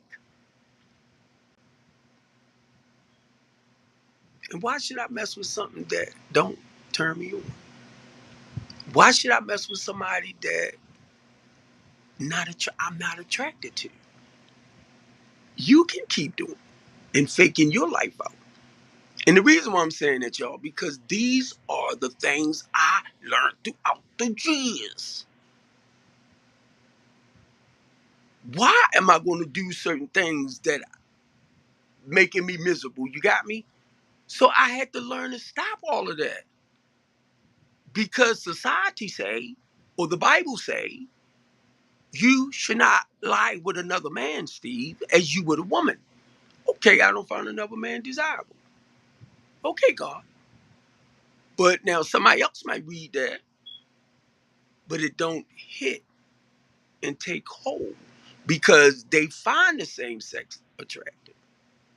So who am I to point your stuff out? Please listen, because I'm sharing from firsthand experience, and I will never stop. I will never stop. And if a lot of y'all don't like it, that's fine. Move. Get the freak away from me. Because the stuff that I've been saying lately, trying to be educated so you can speak with the educated people. So when y'all have conversations, y'all are on that type of level with each other because y'all have degrees and y'all. If I gotta do that to be your friend, I do not want to be in your fucking life. And please don't take it wrong. What if I got to education wise, y'all can teach me a lot because I ain't there with that. So you can teach me the book smart stuff. But I gotta stick to what I know. I gotta stick to what I know. I'm 60 years old. I ain't trying to go back no damn school and get no certificate for what? When I already have life experience in going there. Why am I gonna go 60 years old?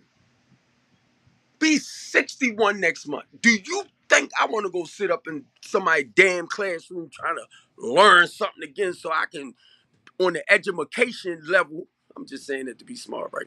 On the education level, I want to act like I'm very smart and intelligent. I ain't gotta act like shit. I'm good. Because I stick to my own personal experience. I can't go wrong with that. I'm sitting up there, well, thou for art thy. Remember when Einstein said this? What is y'all talking about? Because that's how we're going to look at you. You dummy. You dummy. With all those damn degrees and you're dumb as shit. Can you understand why Brandon Scott now cannot slow what's going down? They here. They here. They so fucking smart that they don't even know how to make a plan. They here. I'm like, if you need this dummy right here, this dummy, this crash dummy, will come and sit with you and tell you what he did to stop crashing. I'll talk with y'all and tell you what we can do to walk people out of certain situations.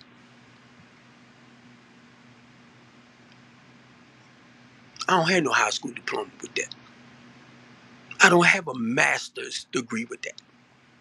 I have personal experience with that because that's what helped me. Once I recognized the trouble or the life I lived, and I had other people that actually guided me out of that lifestyle and to stay out of it a day at a time. Do you want to know how?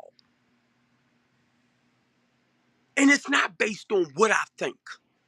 It's not based on what I read in a book. It's not.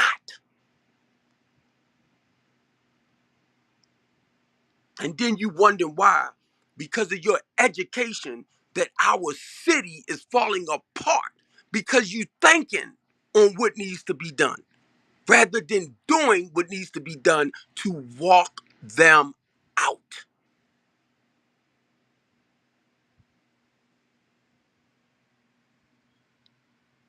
And please don't take it wrong. I gotta be where I'm at. I gotta stick to what I know.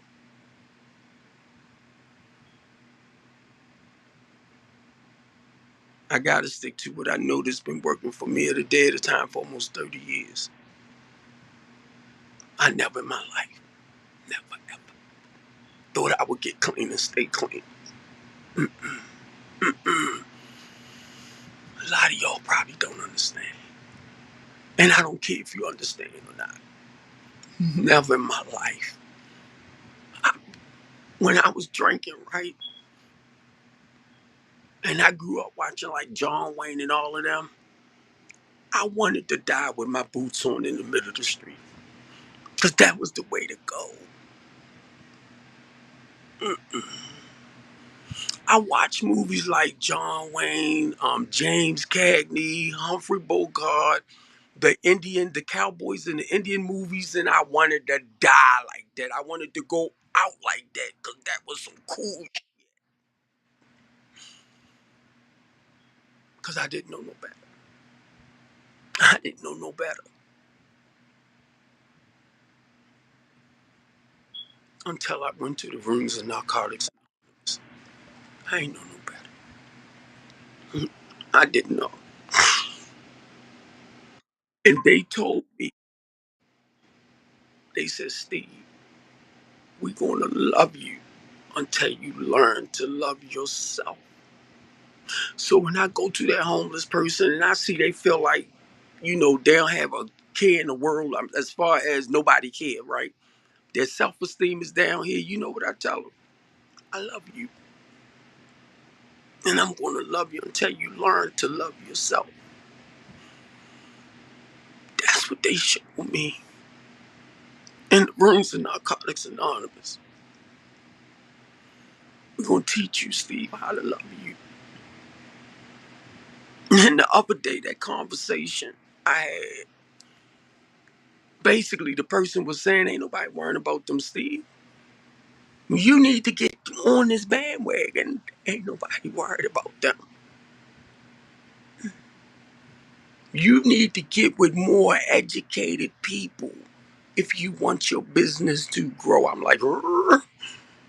You need to get more with people that got paper and be in like the elite club to talk about stuff. Because it's not really about them. It's not, Steve. And you need to wake up on that. Like, fuck you. I'm like, fuck you. I can't believe you were saying this shit to me. And it is what it is, it is. I hate Baltimore City. I ain't got nothing to do with Baltimore City no more. I ain't gonna do this. I'm like, what?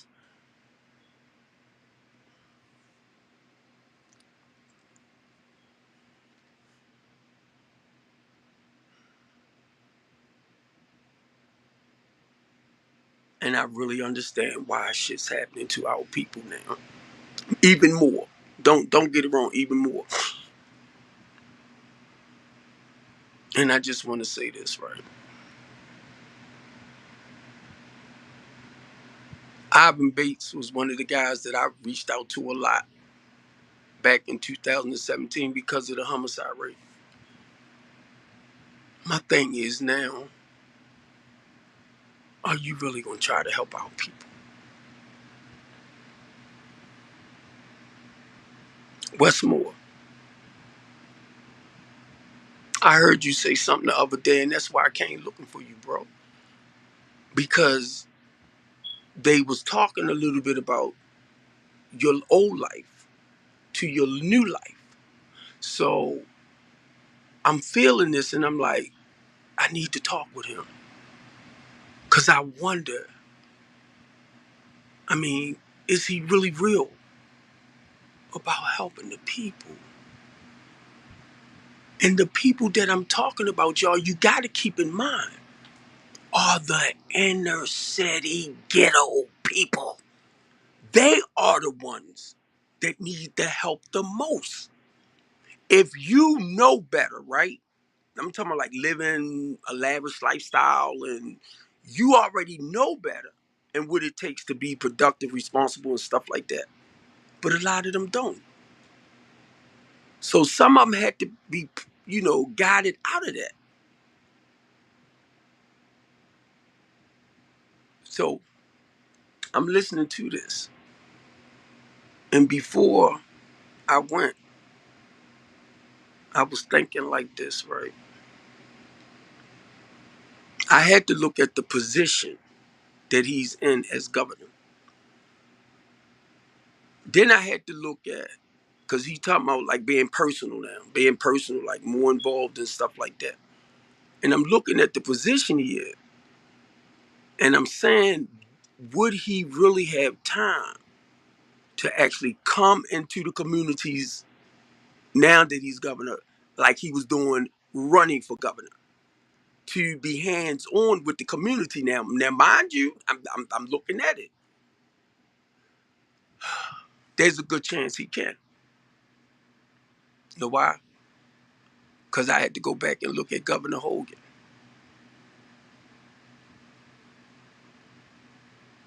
I had to go back and look at the help that Governor Hogan was giving to Squeaky's program.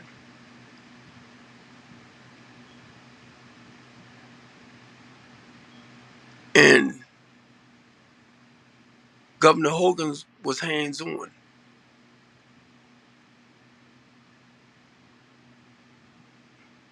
Governor Hogan's wife was hands on. You know how I know that? Because Squeaky was telling me sometimes she would come down there and help them out by herself. And ain't nobody else know. So I'm looking at it and I'm trying to see if it's possible for him to actually come and embrace the people that really needs him. Not you intellectual suckers. I'm talking about the poor people, the people that really need to feel like faith and trust again. I tell all of y'all, you have to make the people feel comfortable, but you got to show up in the communities that you look down on. You already know you intelligent. You already know like a lot of people and what they doing, right? Those aren't the people that we have to keep catering to. We already know all that. They got their lives together. It's the ones that feel like they lost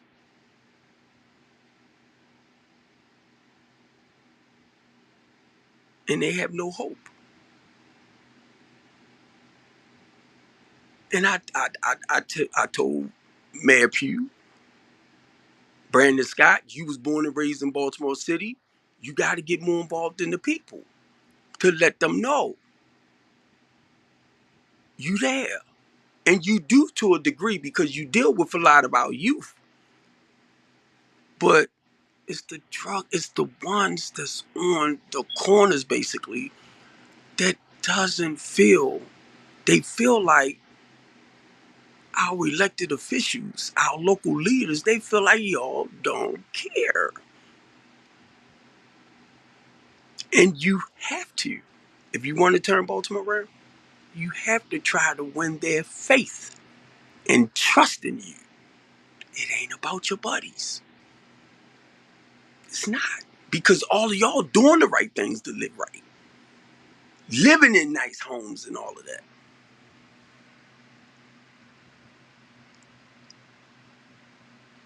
You have a successful lifestyle. You won't come back and show them how to become successful.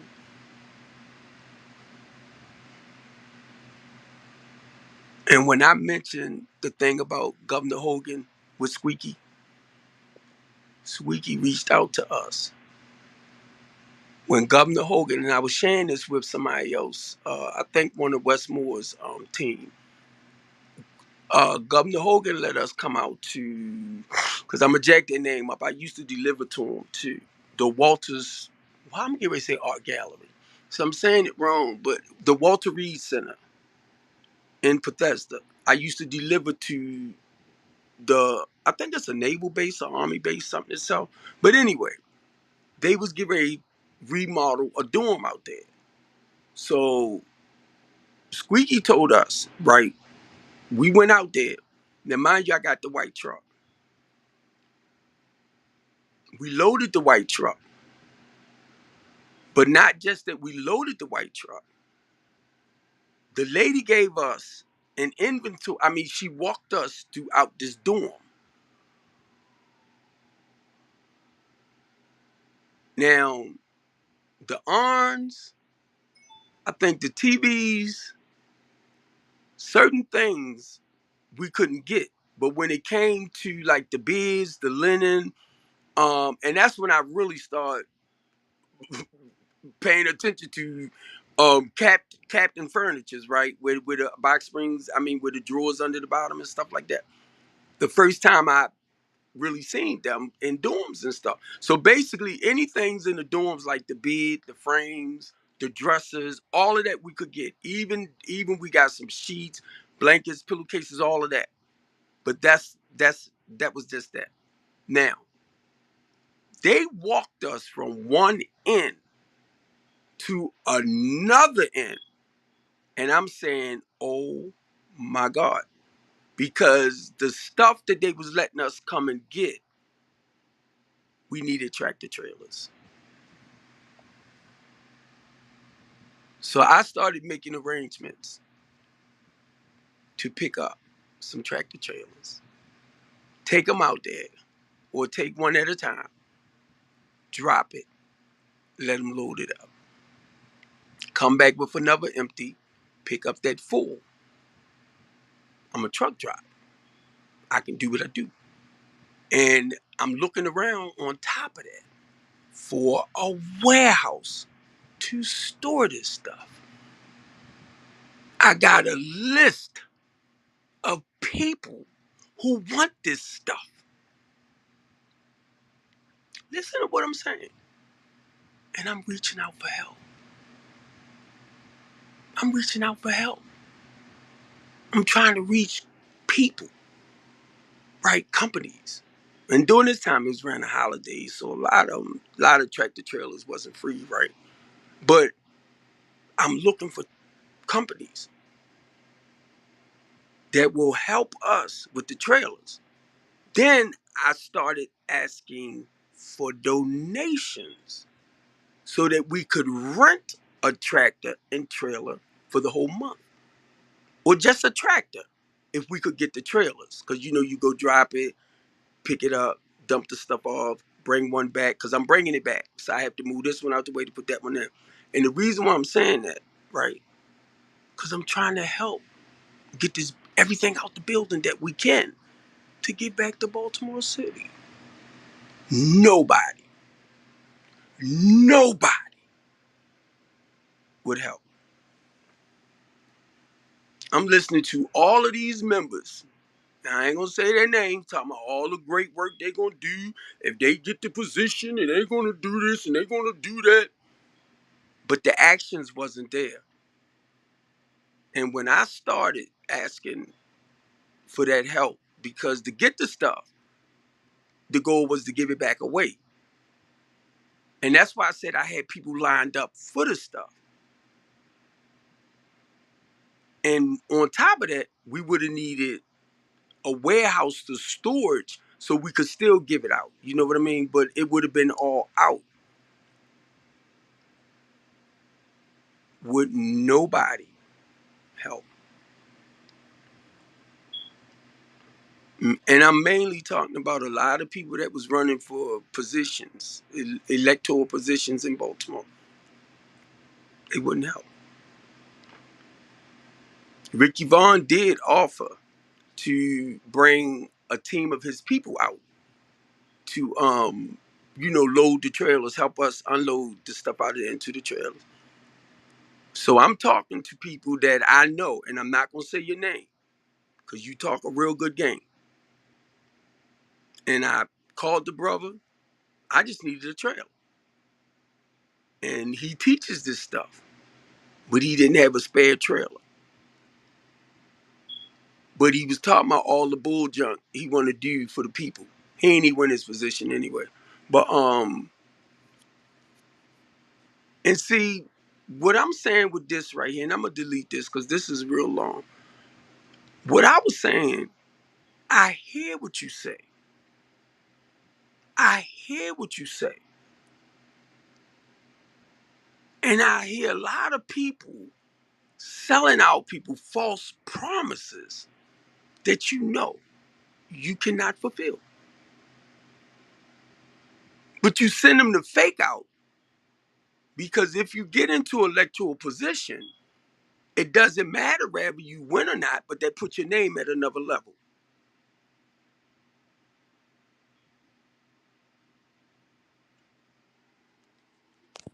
Sound familiar, Christopher Anderson?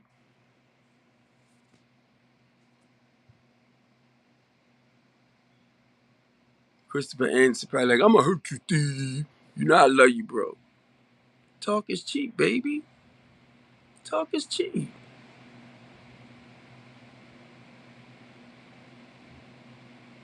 I was told that a man's word is his bond. All that stuff.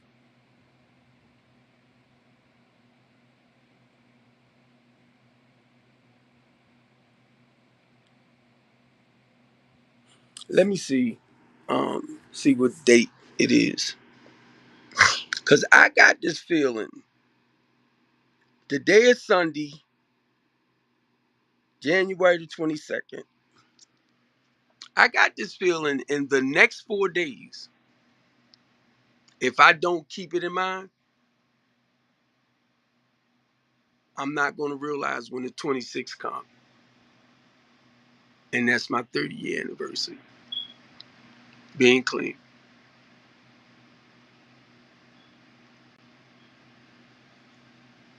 And for a lot of y'all, right, I tried to apologize to y'all to let y'all know, please don't take what I do personal. Please don't. Please don't. Please don't take when I wild out or certain things because that's just me.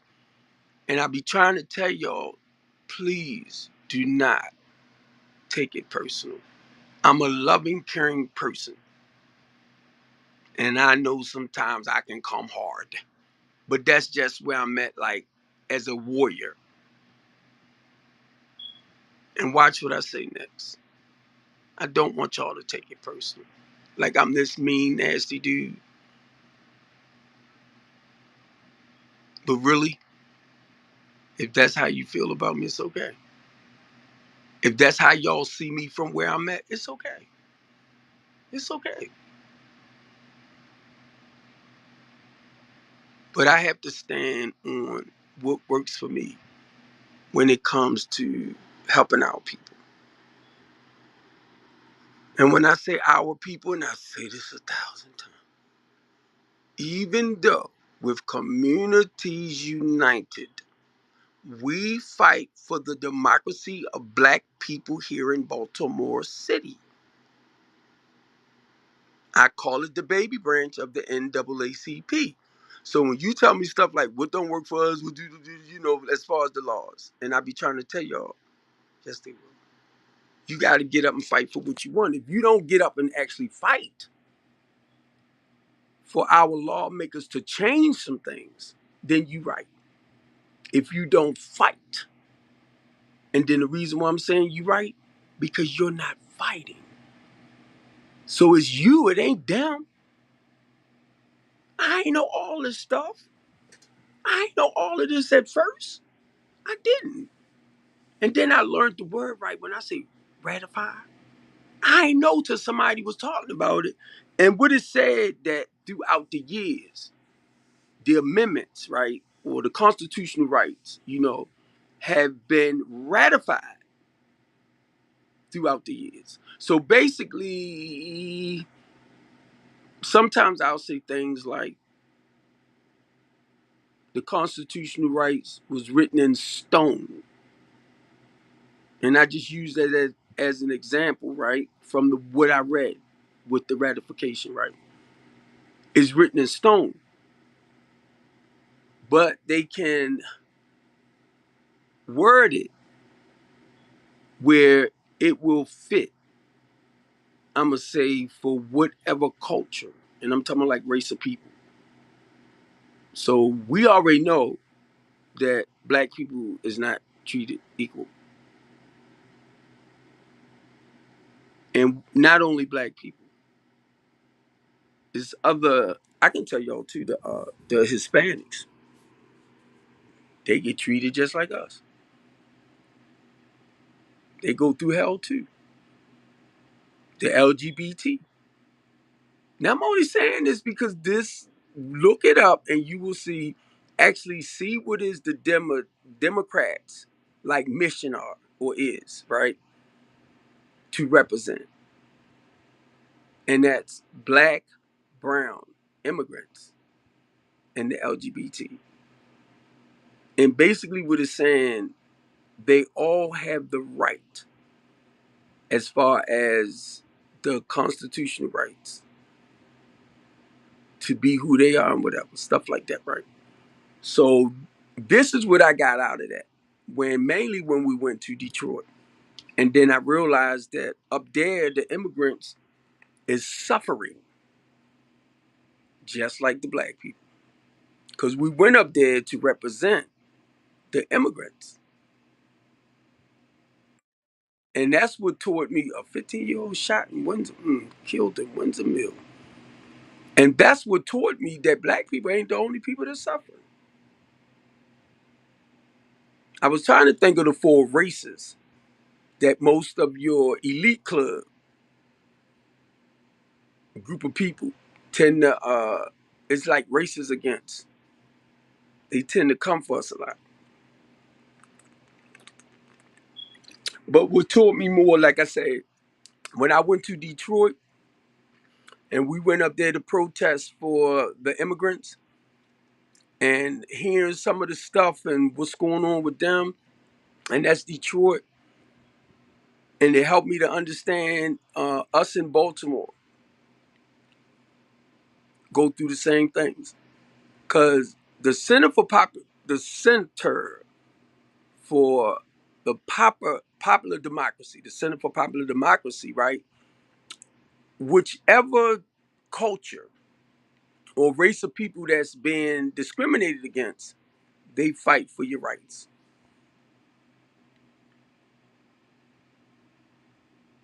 And those are the four I mentioned. So if you read, like I said, if you read up what the Democratic Party mission is supposed to be, right? And that's fighting for brown, black immigrants. And I'm gonna tell you, brown,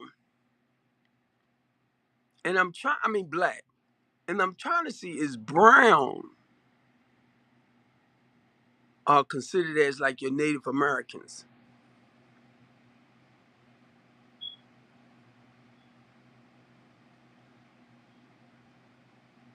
Because it was a lady there who was representing the brown. And between actually, I'm gonna say our immigrants and Indians. I know immigrants are immigrants. I know they mostly Hispanic stuff like that, right? But now, where do brown fall in that?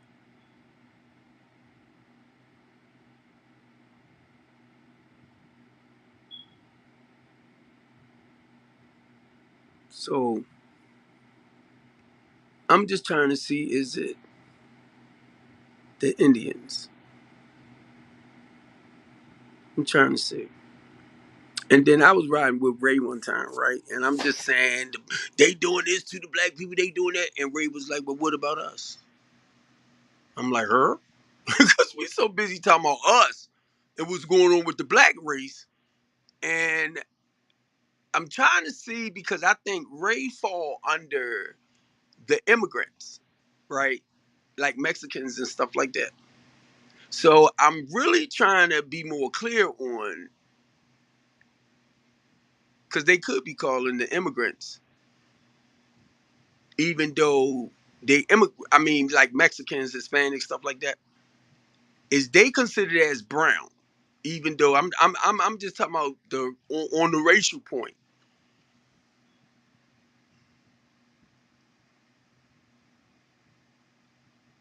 because, like I said, I know what's happening with us as black people, and if you don't do your work, you will think it's only black people that's like doing a lot of suffering and stuff. The way things is, because that's what I got until we went to Detroit, and when we went to Detroit, and I learned that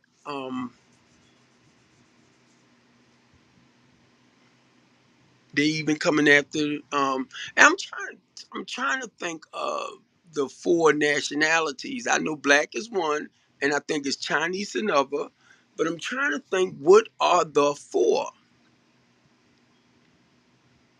And me saying that, because I'm at to get off of here. Me saying that, when I say they taking advantage of that, is talking about people that's basically in power. And it also spoke about like you got a lot of black people that's got money. And when you have money like that, you in a certain category with the type of people that you surround yourself with. And a lot of them want these government programs to stop because that's why they pay a lot of the taxes that they do for these programs to exist for people that's getting free government programs and stuff, and they want to cut it out. So it always leads back to who are the people that needs like the government more? Who are the people that needs like help more? And when you look back around at the poor people or the poor community, they are the ones that need the help the most. They are. And that's why it's been designed to wipe out a lot of our low to moderate or poor in the poorest communities. Wipe them out because we won't have to keep, paying all these tax money and stuff like that. So I'm gonna get ready to get off because I got going here and make this dinner real quick. But I'm just saying some stuff, y'all, and I'm not liking, and it's been there, it's been there, but I'm seeing some stuff that I'm not liking, and I'm being made more aware of, right? And it's not a good feeling because some of the people that's a part of this, I really love and care for. And to me, I'm watching your work, I'm watching what you do, but it's so many of them that more like wants to be in the elite club. And it's like you need to jump on the bandwagon too. I'm like, no, I'm not. No, I'm not. No, I'm not. Mainly because the way I got the message was nobody's really concerned about our poor people and homeless and helpless people. No one is really concerned about them. Damn. I'm telling y'all. And I'd rather stay where I'm at anytime than to be with a bunch of people just to be on a high level of conversation and stuff like that. No, I don't know. No, no. And I'm not knocking y'all now. Don't get me wrong, because I think that's just part of society too. You got your poor people, your rich people, all that. I just think it's part of society. Everybody, I listen to my man Keith right. Keith is a rebel. And his thing is we pick with him, right? Because he want people to be a part of what he do, but he never help you understand what he do. Me and Will was on there the other day, right? And okay, I see what you're saying. I'm gonna just say that I see what you're saying, but you never tell us exactly what your plan is. And it's not just what your plan is, because you got to understand when you have a plan or business to do something, you got to have the answers to whatever it is that needs to be done. Mainly if it comes to economic and stuff like that, right? So you have to be in that area to show people how to become successful in areas of their lives. But you never talk about what you actually like step by step. And Will was saying something, and I said, "Will, Keith always do that. He always say stuff, and then if you ask him something, he will answer you with a question." He been doing that since I've been knowing him. He never gets to the point of whatever it is. He never. So Will was picking with him, and I was laughing, right, because some of the questions he asks, and he'll tag a lot of us in, and then he just asks the question, but it's like nothing behind it.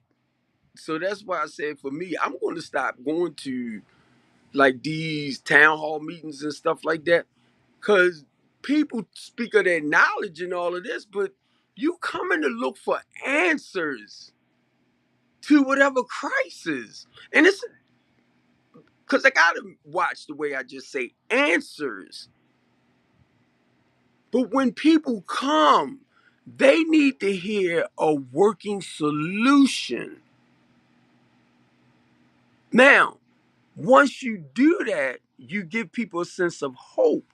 Even though you might be the only one in that area that's changing lives around just in that area. And that's just a small part. But when we come, I'm listening to you feed me an answer to what's this is what we doing right now. And say like if y'all have improved by 20%, 30%, at least just to let us know. Because now, if whatever your operation is doing here, we might can get one here and get one here and get one here. Because then it comes together as a whole. But a lot of them not doing it.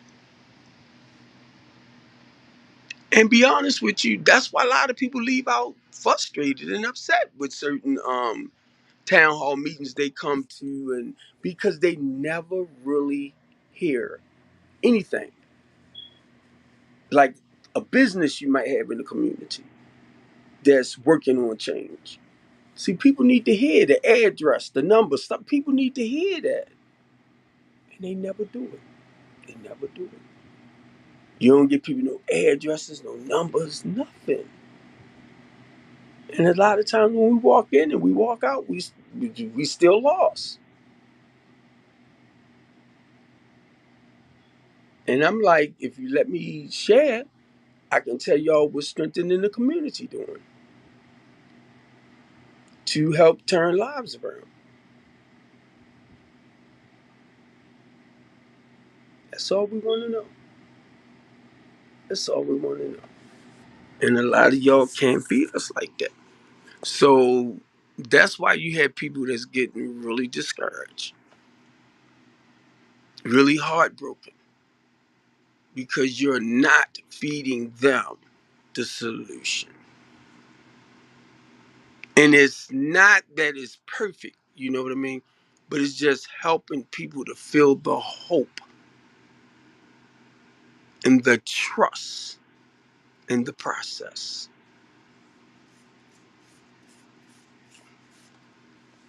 I'm out. Love y'all.